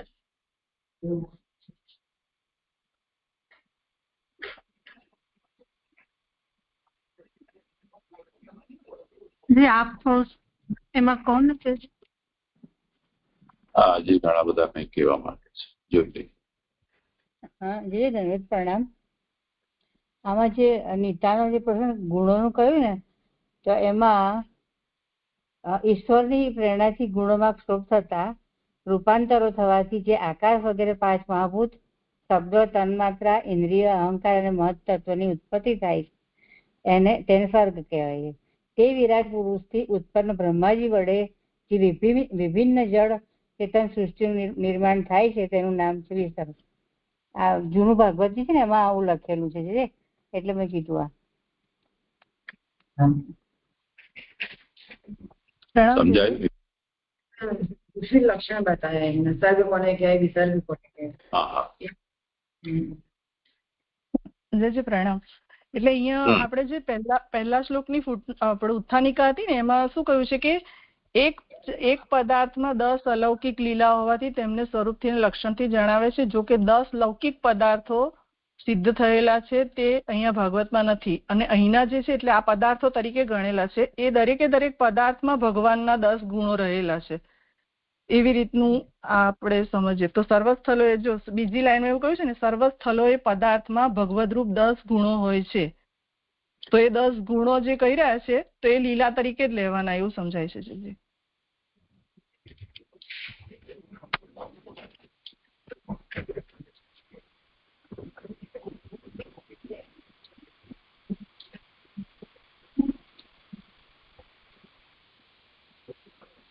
કારણ કે ભગવાનનો તો એ ગુણ તરીકે ગણાય ને ભગવાનનો એક વસ્તુ સામર્થ્ય ગુણ એટલે કે એમનું સામર્થ્ય એ પ્રમાણે ભગવાનનું સામર્થ્ય છે એ વસ્તુ સર્ગ કરવાનું કે વિસર્ગ કરવા એ વગેરે સર્ગની લીલા પણ થઈ અને એમાં ભગવાનનું એ લીલા કરવાનું સામર્થ્ય એવી રીતે એનું ગુણનો અર્થ થોડો ભેદ કરીએ તો એટલો જ ભેદ થાય બાકી વધારે તો મને નથી સમજાતું.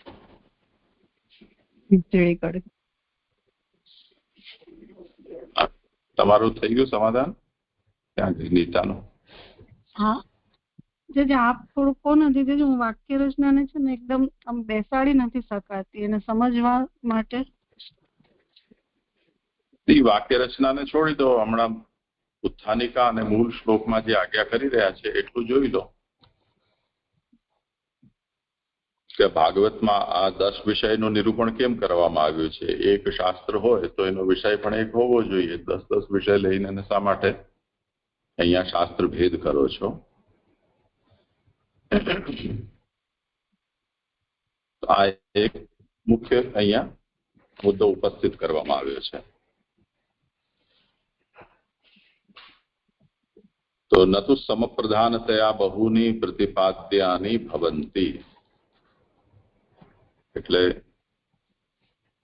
સમાન રૂપથી અથવા મુખ્ય રૂપથી ઘણા બધા વિષયો અહીંયા નહીં કહેવા જોઈએ. એની કરતા કોઈ એક જ વિષય કહી દો.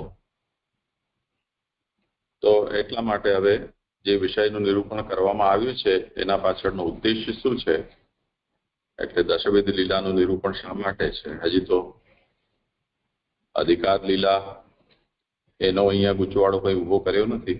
નહીં તો પૂછવું હોય તો એ પણ પૂછી કોઈ શકે કે તું બધી આ બેનું શું. તો એ વાતને અહીંયા સમજાવી રહ્યા છે કે મુખ્ય લક્ષ્ય તો 10મું છે એટલે આશ્રય એનું સારી રીતે જ્ઞાન થઈ શકે એટલા માટે અહીંયા 9ના લક્ષણ કહેવામાં આવ્યા છે. હા, બરાબર છે, સમજાયું. હા, એટલે 9ના લક્ષણ અહીંયા જે આગળ હવે કહેવામાં આવશે એ આ અધ્યાયમાં. બાકી જે 9વિધ લીલાઓ છે તે તો તત્ત સ્કંદમાં નિરૂપણ કરવામાં આવશે. એટલે જે સંગતિ છે સંગતિ આશ્રયને ઉભારીને એને બહાર લાવવું અને એની સજાવટના રૂપમાં બાકીના 9 છે એ તાત્પર્ય છે. અર્થાત બરાબર, હાજર, સમજાય. પ્રણામ.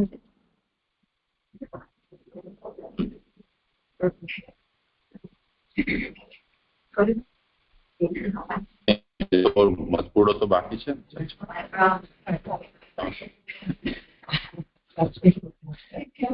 અમે ભાગો નહીં, તમે બેસો શાંતિથી. 5મી અને 6મી 2 ફૂટનોટ એક જ લાઈનમાં પુરુષોત્તમજી જે અલગથી કંઈક રહી જતું હતો એ એક જોવાનું છે. છઠ્ઠી ક્યાં છે? સર્ગ વગેરે 3માં કારણનું મુખ્યપણ ઉપર જ બીજું ચોથી લીધું છે. અચ્છા અચ્છા, હા, એટલે ત્યાં ટિપ્પણી નીચે છે ત્યાં એના એ ક્રમાંક આપ્યો જ નથી. તો સારું ને, થોડી શાંતિ તો થઈ. 5માં જ આપણો આ ગતાગમ પડતી નથી, છઠ્ઠી હોત તો શું થાત?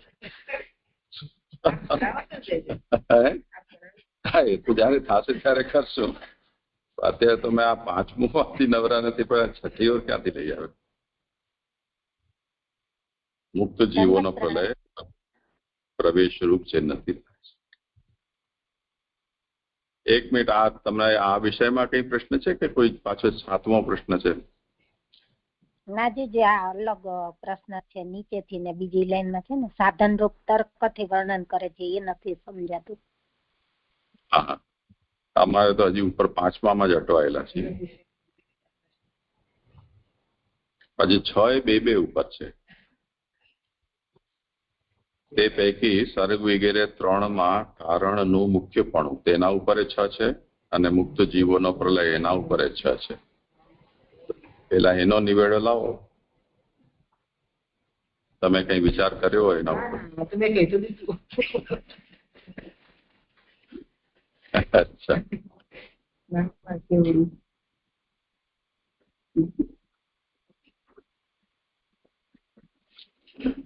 ચાલો આગળ નહીં, આ જોઈ લઈએ થોડું કેટલું થાય એટલું.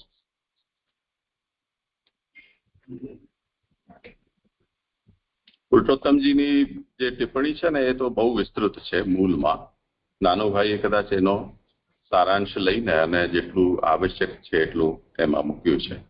એટલે હોઈ શકે કે આમાં 5 પછી 6 અને 6 2 વાર જે છે એ ટુકડે અમુક અંશ ઉપર હોય, જેને નાનુભાઈએ એટલે આ નવા પ્રકાશનમાં સળંગ અપાઈ ગયું હોય. જોઈ લઈશું, અત્યારે મૂળ જોઈએ છીએ.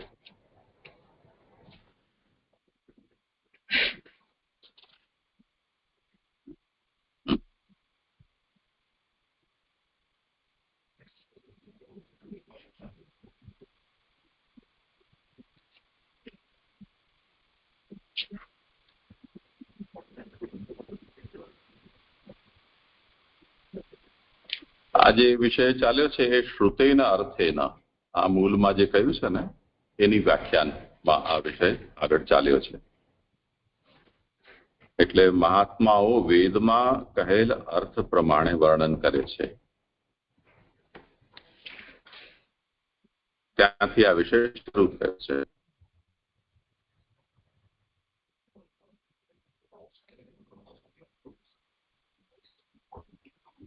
એમ કે જો આગળ આનું એ ઉત્થાનિકાના રૂપમાં કહેવામાં આવ્યું કે ભગવાન પ્રમેયમ તત્ સામર્થ્યેન જ્ઞાતમ પ્રમેય બલમેવ ભવતી ન તો પ્રમાણસ્ય. ભગવાન પ્રમેય સ્વરૂપ છે અને ભગવત સામર્થ્યથી જે પણ જણાય એ તો પ્રમેય બલ કહેવાય, પ્રમાણ નહીં.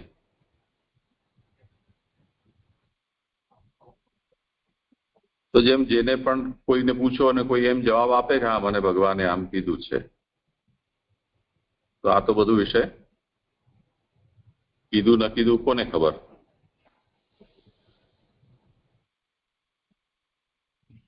તો જેટલું આંધળે બેરું કૂટાય છે પૃથ્વી ઉપર જેટલા પણ ધર્મો છે અને જે ધર્મો ઈશ્વર દ્વારા એમના દૂતોને કંઈ કહીને એને પ્રવર્તાવેલા છે, એવા દાવાથી એ ધર્મો ચાલી રહ્યા છે. એ બધા જ ધર્મોમાં આ સમસ્યા આજ સુધી છે, એનું કોઈ સોલ્યુશન આવ્યું નથી. એટલે આપણો હિન્દુ ધર્મ સર્વાધિક પ્રાચીન કહો તો વેદ છે, ભગવદ વચન છે.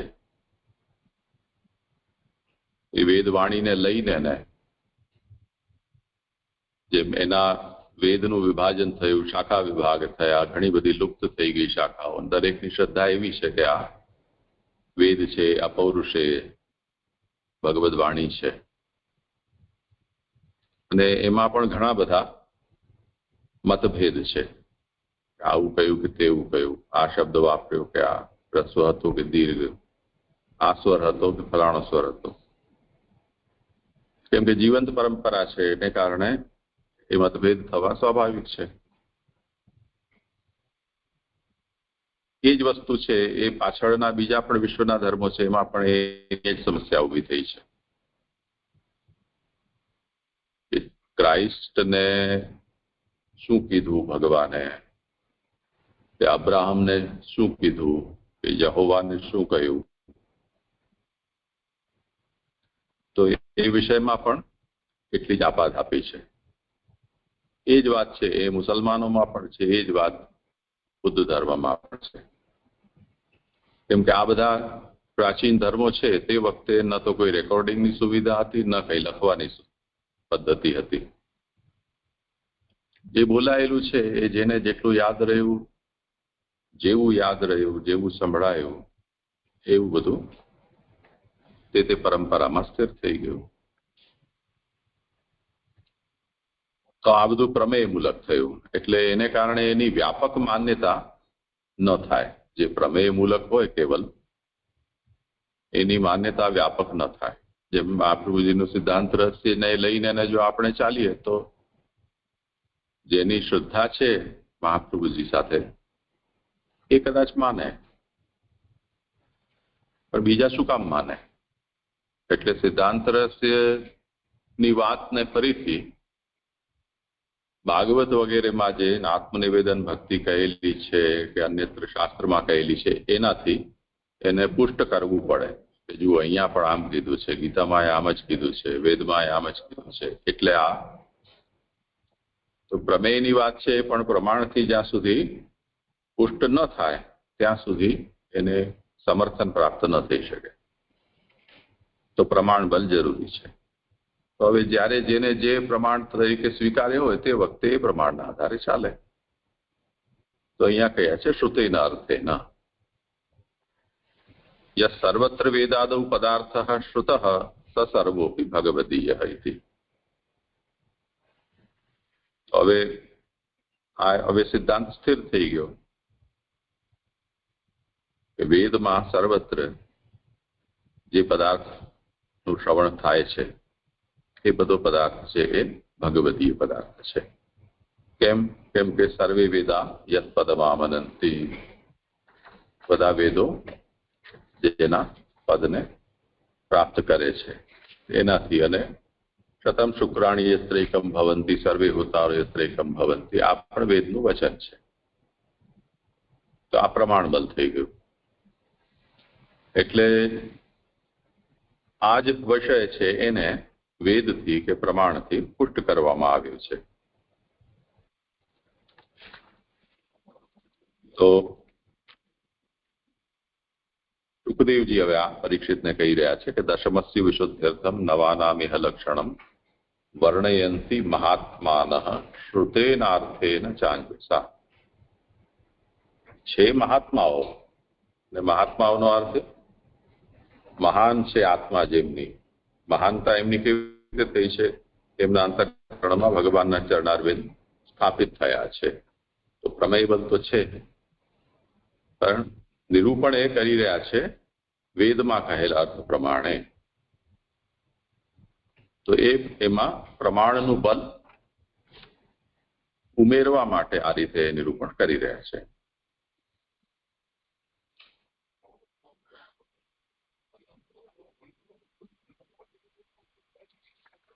તો તે જ પછી હવે આગળ જુઓ.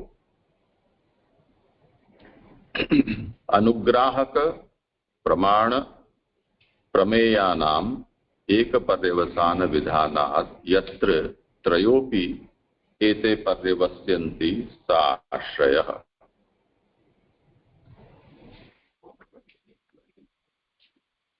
पहलो तो अनुग्राहक,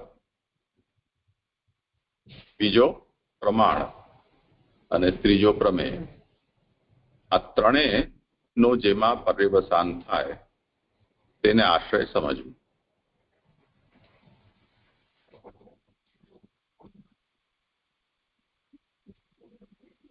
एते त्रयो अन्योन्य प्रवेशात् नव सर्गादीनां लक्षण रूपाः भवन्ति. अनुग्राहक, प्रमाण અને પ્રમેય આ ત્રણે એનો એકબીજામાં જ્યારે પ્રવેશ થાય છે ત્યારે સર્ગ વિસર્ગ આદિ જે નવ છે એના લક્ષણ રૂપે બને છે.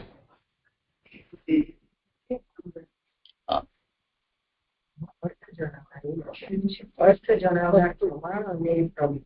અનુગ્રહ શબ્દ એમ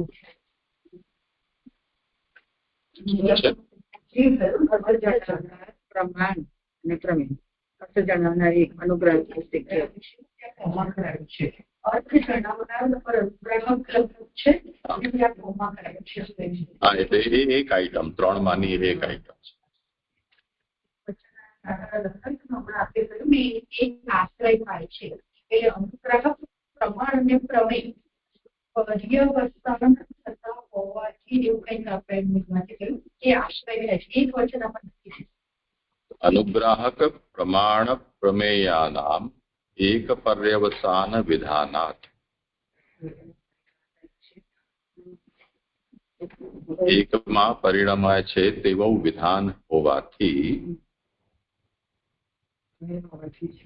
એટલે આ બે ઉપરના જે વચનો કયા ને તે સર્વે વેદા યત પદમામનંતી, પછી શતમ શુક્રાણી યત્રૈકમ ભવંતી, પછી સર્વે હોતારો યત્રૈકમ ભવંતી, આ જે બધા વચનો છે એટલે કે વિધાનો વેદના, એ શું આપણને જણાવી રહ્યા છે કે સમજાવી રહ્યા છે કે અનુગ્રાહક, પ્રમાણ અને પ્રમેય આ બધાનું એકમાં પર્યવસાન થાય છે એવું આ વિધાનોનું તાત્પર્ય છે.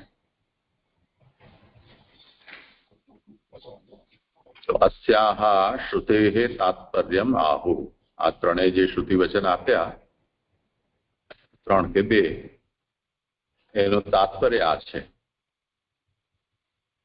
એનાથી એ તાત્પર્યને ઓર સ્પષ્ટ કરી રહ્યા છે કે તથા ચ એતત શ્રુતૌ પર્યવસાને સર્વેષામ બ્રહ્મણા ઐક્ય બોધનાत्. પર્યવસાનમાં બધાની બ્રહ્મ સાથે ઐક્ય થાય છે એવું આ શ્રુતિનું તાત્પર્ય છે. તેથી સર્વાભેદો યત્ર, જ્યાં આવવાથી બધાનો અભેદ થઈ જાય છે, ઇત્યનેન આશ્રયત્વંચ બ્રહ્મણો બોધ્યતે. આ રીતે બ્રહ્મ જે છે એ બધાનો આશ્રય છે એવું અહીંયા જણાવે છે. અતસ્તથા નિશ્ચયમ ઇત્યર્થ. ત્યાં પછી હવે પ્રશ્ન એ થયો કે આ તો 3 છે એનો આશ્રય 7મા પર્યવસાન બતાવ્યું છે, તો અહીંયા 3 ના 9 કેમ થઈ ગયા એ હવે મુદ્દો બાકી રહે છે. તો નનુ શ્રુતૌ તુ ત્રયાણામ એકી ભાવો નિરૂપ્યતે. શ્રુતિમાં તો આ 3નો એકી ભાવ બતાવવામાં આવે છે. આ તો નવાનામ અનિરૂપણાત, શ્રુતિમાં 9નું નિરૂપણ ન હોવાથી કથમ તેષામ વેદા વિરુદ્ધવાદિત્વમ, આ મહાત્માઓ જે કહી રહ્યા છે 9ની વાતો, તો એ વેદથી અવિરુદ્ધ કેમ થશે? 3થી નિરૂપણ થવું જોઈતું હતું ને.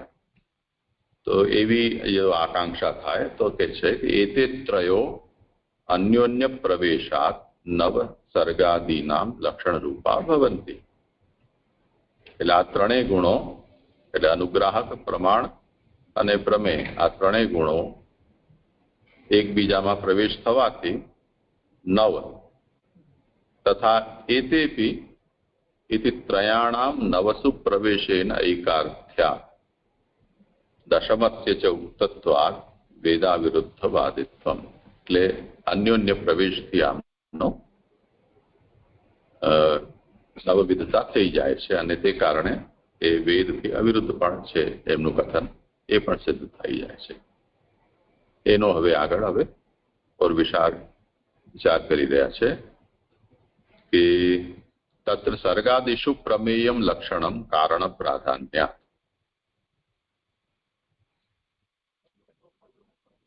સર્ગાદિષુ પ્રમેયમ લક્ષણમ કારણ પ્રાધાન્ય. કારણ લક્ષણ એટલે પ્રમેય લક્ષણ અને પ્રમાણ એ બે રીતે આમાં સમજાવશે. તો કારણના પ્રાધાન્યથી સર્ગનું નિરૂપણ કરવું આ એમનું પ્રમેય લક્ષણ થયું. તો કારણ પ્રાધાન્યાદિતિ શુક્રપદોક્ત બીજ પ્રાધાન્ય. શ્રુતિમાં કહ્યું ને શતમ શુક્રાણી યત્રૈકમ ભવંતી એટલે અનંતાની બીજાની બ્રહ્મણી એકમ ભવંતી અભેદમ પ્રાપ્નુવંતી. આ શ્રુતિનો અર્થ થયો. તો આ જે શ્રુતિ વચન છે કે અનંત બીજો બ્રહ્મમાં અભેદ પ્રાપ્ત કરે છે. બધા જ જીવો બ્રહ્મમાં એક થઈ જાય છે. આ જે શ્રુતિ વચન કહ્યું એમાં શુક્રપદોક્ત બીજ પ્રાધાન્યાત અને પ્રમાણમ ઇતિ લક્ષણમ એ તો વિષય આગળ આવશે.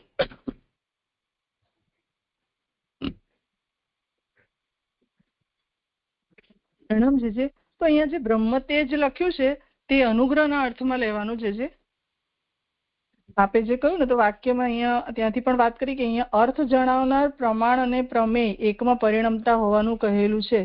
તો ત્યાં અનુગ્રહ નથી લખ્યો તો એ અનુગ્રહને એડ કરવાનું ત્યાં કે અનુગ્રહ પ્રમાણ અને પ્રમેય એ ત્રણને એકમાં પરિણામ પામે છે એ રીતનો અર્થ લેવાનો છે જે હા અનુગ્રાહક એવી રીતે અર્થ જણાવનાર એટલે અનુગ્રાહક અને ત્યાં કોમા એટલે ત્રણ થયા. અનુગ્રાહક પ્રમાણ અને પ્રમેય એ ત્રણ લેવાના છે બરાબર.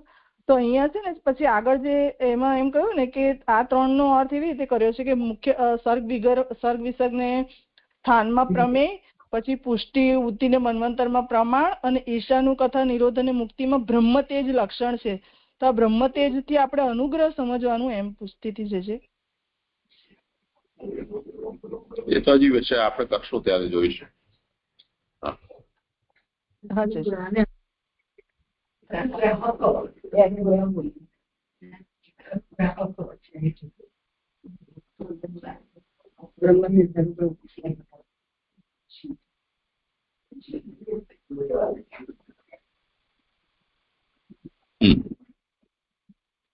તો અનુગ્રાહક પ્રમાણ પ્રમેયાનામ એક પર્યવસાન વિધાનાત યત્ર ત્રયોપી એતે પર્યવસ્યન્તિ સાશ્રયઃ एते त्रयो अन्योन्य प्रवेशात् नव सर्गादीनां लक्षण रूपा भवन्ति. तत्र सर्गादिषु प्रमेयं लक्षणं कारण प्राधान्यात् अने पुष्ट्यादिषु प्रमाणम एमा पुरुषोत्तमजी कहे छे लक्षणम इति अनुवर्तते. तो सर्गादिषु एमा નીતાબેને સમજાવ્યું હતું ને સર્ગ પછી વિસર્ગ ને સ્થાન તો એ ત્રણ સર્ગાદી એમાં કારણના પ્રાધાન્યથી નિરૂપણ થયેલું છે. પછી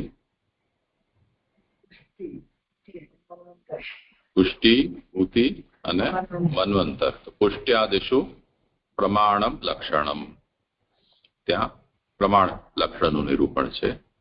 અને ઈશાનું કથાદિષુ જ્યોતિષી ઇતિ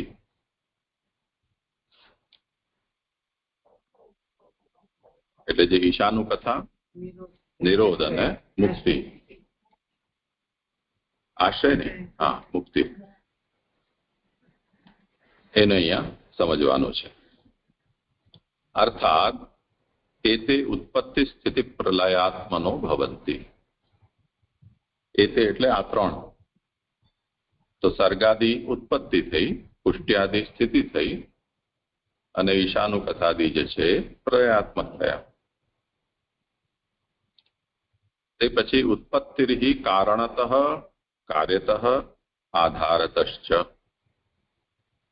હવે ઉત્પત્તિ જે છે એટલે સર્ગ વિસર્ગ અને સ્થાન એ કારણથી, કાર્યથી અને આધારત. એટલે સર્ગ કારણ, વિસર્ગ કાર્ય અને સ્થાન આધાર થઈ ગયો. બરોબર. સ્થિતિરપી પોષણતો વિલાસતો ધર્મતશ્ચ. તો પુષ્ટિ,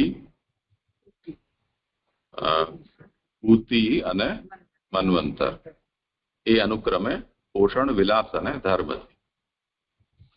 અને જે છેલ્લું રહ્યું સ્થિતિ પછી લય એ અહંતા મમતા રૂપસ્ય ઈશાનું કથયા લક્ષણમ સંઘાતસ્ય પ્રલયો નિરોધેન અને મુક્ત જીવાનામ બ્રહ્મણી પ્રવેશ લક્ષણયા.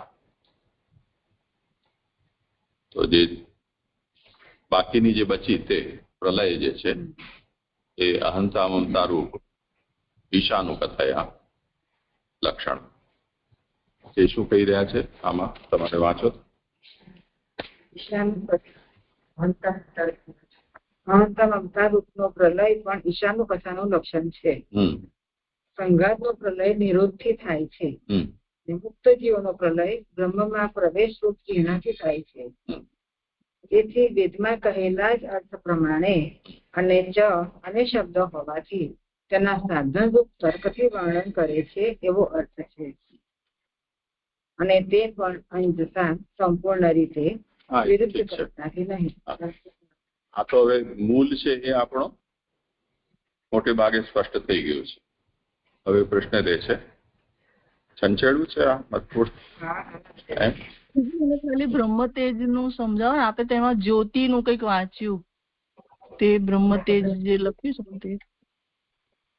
હા, એ વિષયનું નિરૂપણ આના પહેલા આવ્યું ને, કે મહાનુભાવનું જે લક્ષણ આવ્યું ને આગલા અધ્યાયમાં શાયદ.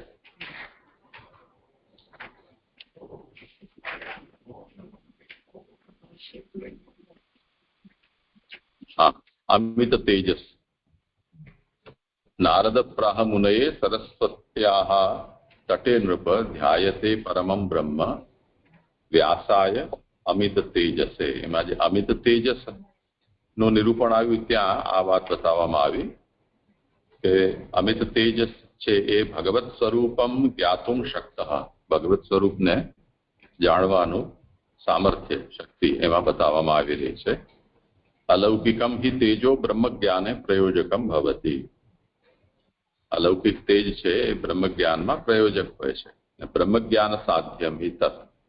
એ બ્રહ્મ જ્ઞાન સાધ્ય છે.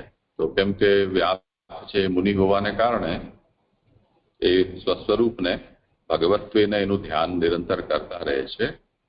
તેનાથી એમના ભીતર પણ તે પ્રકારનું બ્રહ્મ જ્ઞાન પ્રયોજક અલૌકિક તેજ એમના ભીતર આવે છે, જેને કારણે ભગવત સ્વરૂપને જાણવા સમર્થ બને છે.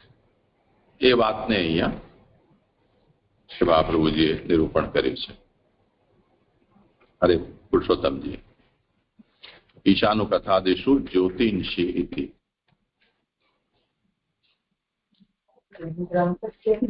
અનુગ્રહ એટલે અનુગ્રહ આપણે લીધું હતું, આપણે એને અનુગ્રહ તરીકે લીધું છે ને. અનુગ્રાહક એટલે અનુગ્રાહક તરીકે એ બ્રહ્મતેજ ને એ જ અર્થમાં લીધું છે ને એમ કે. હા બસ એ જ. હા, પ્રણામ છે. એટલે અનુગ્રાહક જે છે એ તો અહીંયા જીવ છે એમ સમજવું જોઈએ.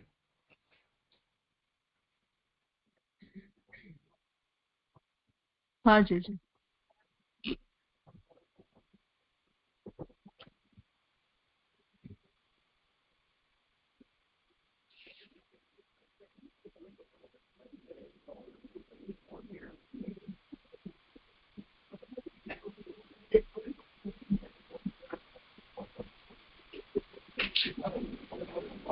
ઠીક છે. એટલે જે નિરુદ્ધ થાય છે એ પણ જીવાત્મા છે, મુક્ત થાય છે એ પણ જીવાત્મા છે. અને નિરોધ, હા, અને ઈશાનું કથા. તો એ પણ અહીંયા જીવના જ રિલેટેડ છે. તો ઈશાનું કથા, નિરોધ અને મુક્તિ આ ત્રણેય જીવ સંબંધી છે.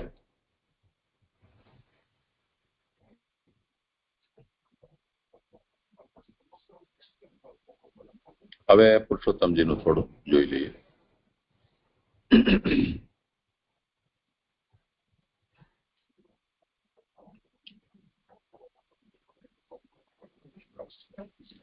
પાંચ ઉપર છે ને, તે પૈકી સર્ગ વગેરેમાં તો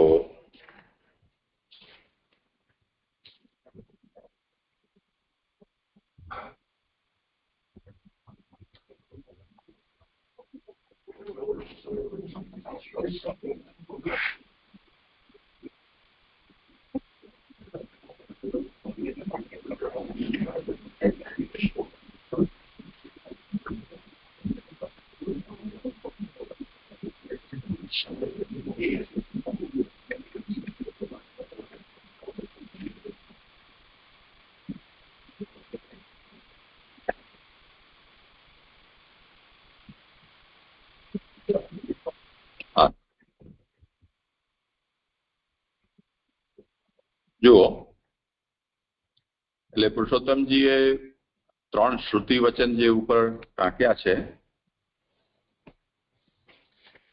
કે સર્વે વેદા યત પદમામનંતિ શતમ શુક્રાણી યત્રૈકમ ભવંતિ અને સર્વે હુતારો યત્રૈકમ ભવંતિ, આ જે ત્રણ વચનો છે એના સંબંધમાં નિરૂપણ કરી રહ્યા છે કે તેમાંથી ઉત્પન્ન થયેલ, તેમાં લય પામેલ અને તેમાં રહેલ, એટલે તજ્જલાન આ શ્રુતિ વચન. પછી જેમાંથી આ પ્રાણીઓ વગેરે એટલે યતો વાયુમાની ભૂતાની જાયંતે એ વચન.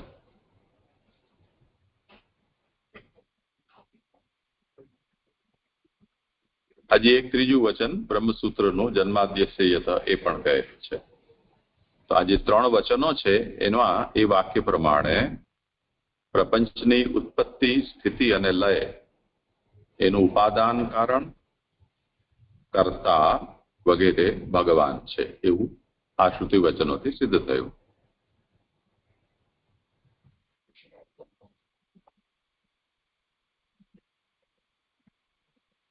અહીંયા પૂર્ણ વિરામ છે.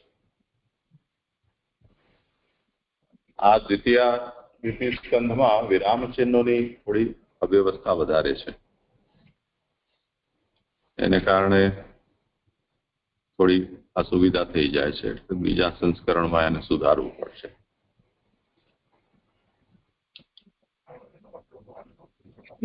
ચિહ્નથી શું લેવાનું છે? જે મુક્ત જીવોનો બ્રહ્મમાં પ્રવેશનું ચિહ્ન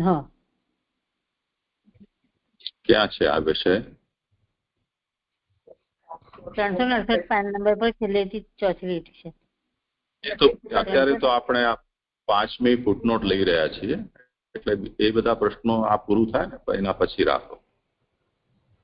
જી જી, હા. તો ઉપાદાન, કારણ, કર્તા વગેરે ભગવાન છે. પૂર્ણ વિરામ.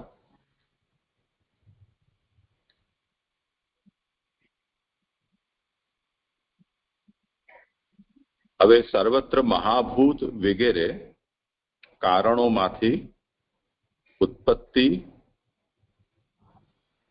કાર્ય ગુણોથી અને ભગવાનથી એમ ત્રણ પ્રકારની ઉત્પત્તિ. એને આપણે જોઈએ તો આ છઠ્ઠા ઉપર તો નથી ને, તે પૈકી સર્ગ વગેરે ત્રણમાં કારણનું મુખ્યપણું હોવાથી પ્રમેય લક્ષણ છે. વાસ્તવિક રીતે આ ઉત્પત્તિ, સ્થિતિ અને પ્રલયરૂપ છે. તો સર્વત્ર મહાભૂત વગેરે કારણોમાંથી ઉત્પત્તિ.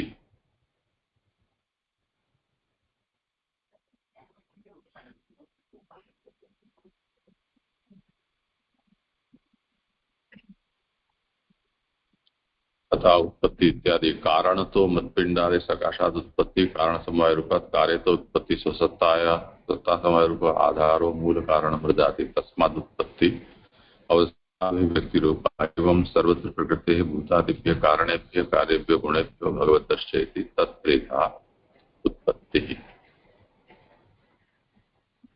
एवं सर्वत्र प्रकृतेः भूतादिभ्यः कारणेभ्यः, આમાં એક શબ્દ છૂટી ગયો છે.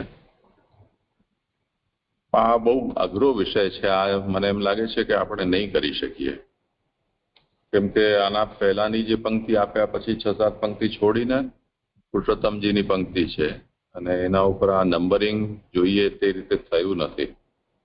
એટલે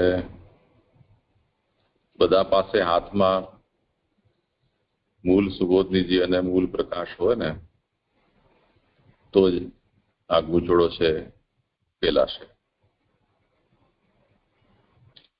એટલે મને એમ લાગે છે જેટલું આમાં સમજમાં આવ્યું છે એટલા પૂરતું રાખવું એ સારી વાત છે.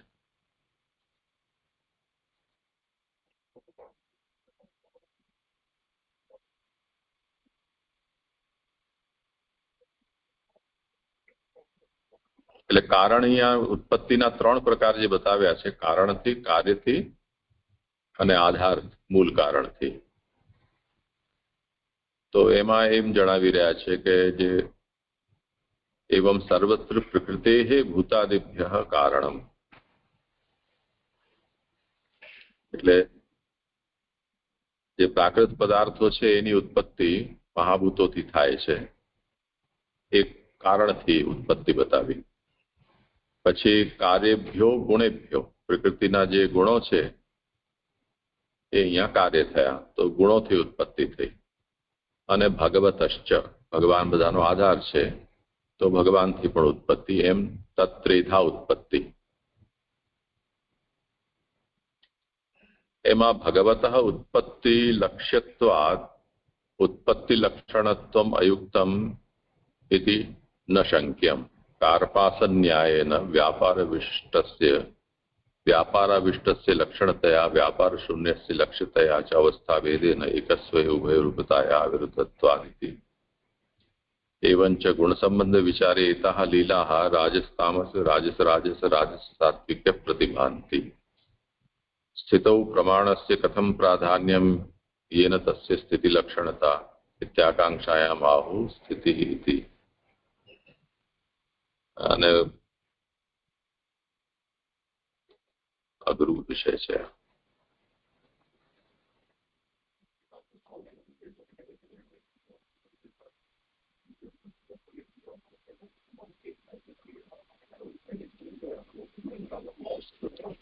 હવે જો પાછું આ પોષણ આવ્યું.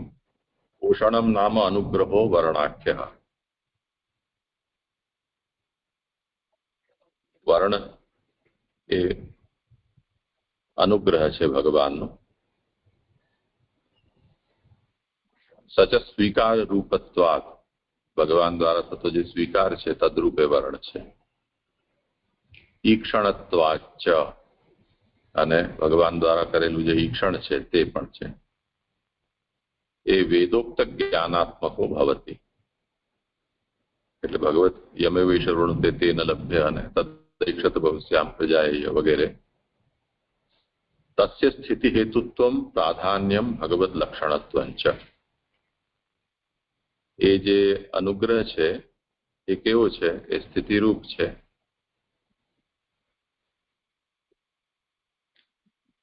એટલે સ્થિતિના હેતુરૂપ છે. પ્રાધાન્યમ, પ્રાધાન્યમથી શું તાત્પર્ય છે અત્યારે સ્ફુટ નથી થઈ રહ્યું. અને ભગવદ લક્ષણત્વં ચ, એટલે આ અનુગ્રહ છે એ ભગવદ લક્ષણ છે, એટલે ભગવાનનો લક્ષણ અનુગ્રહ. યદનુગ્રહ સંતિ વાક્યાદેવ સિદ્ધમ.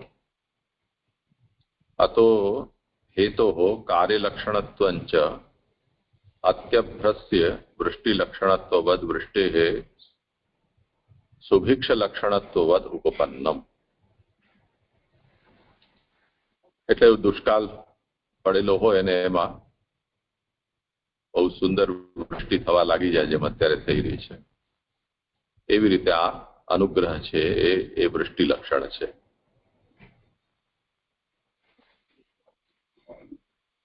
પછી એનું જ અહીંયા એવં વિલાસસ્ય વાસના રૂપત્વાત તસ્યાશ્ચ જ્ઞાનજન્યત્વેન સ્મૃતિપૂર્વાવસ્થારૂપતયા ચ જ્ઞાનત્વમ પ્રમાણત્વં ચ. આ મુશ્કેલ છે બધું સંભાળી શકવું. અત્યારે જેટલું સમજાયું છે એમાં સંતોષ રાખવો એ વધારે હિતાવ છે. સારું, અહીંયા જ આ થોડું અસ્તવ્યસ્ત, અહીંયા વરસાદ અને એ પણ પ્રબલ છે, તો આજે અહીંયા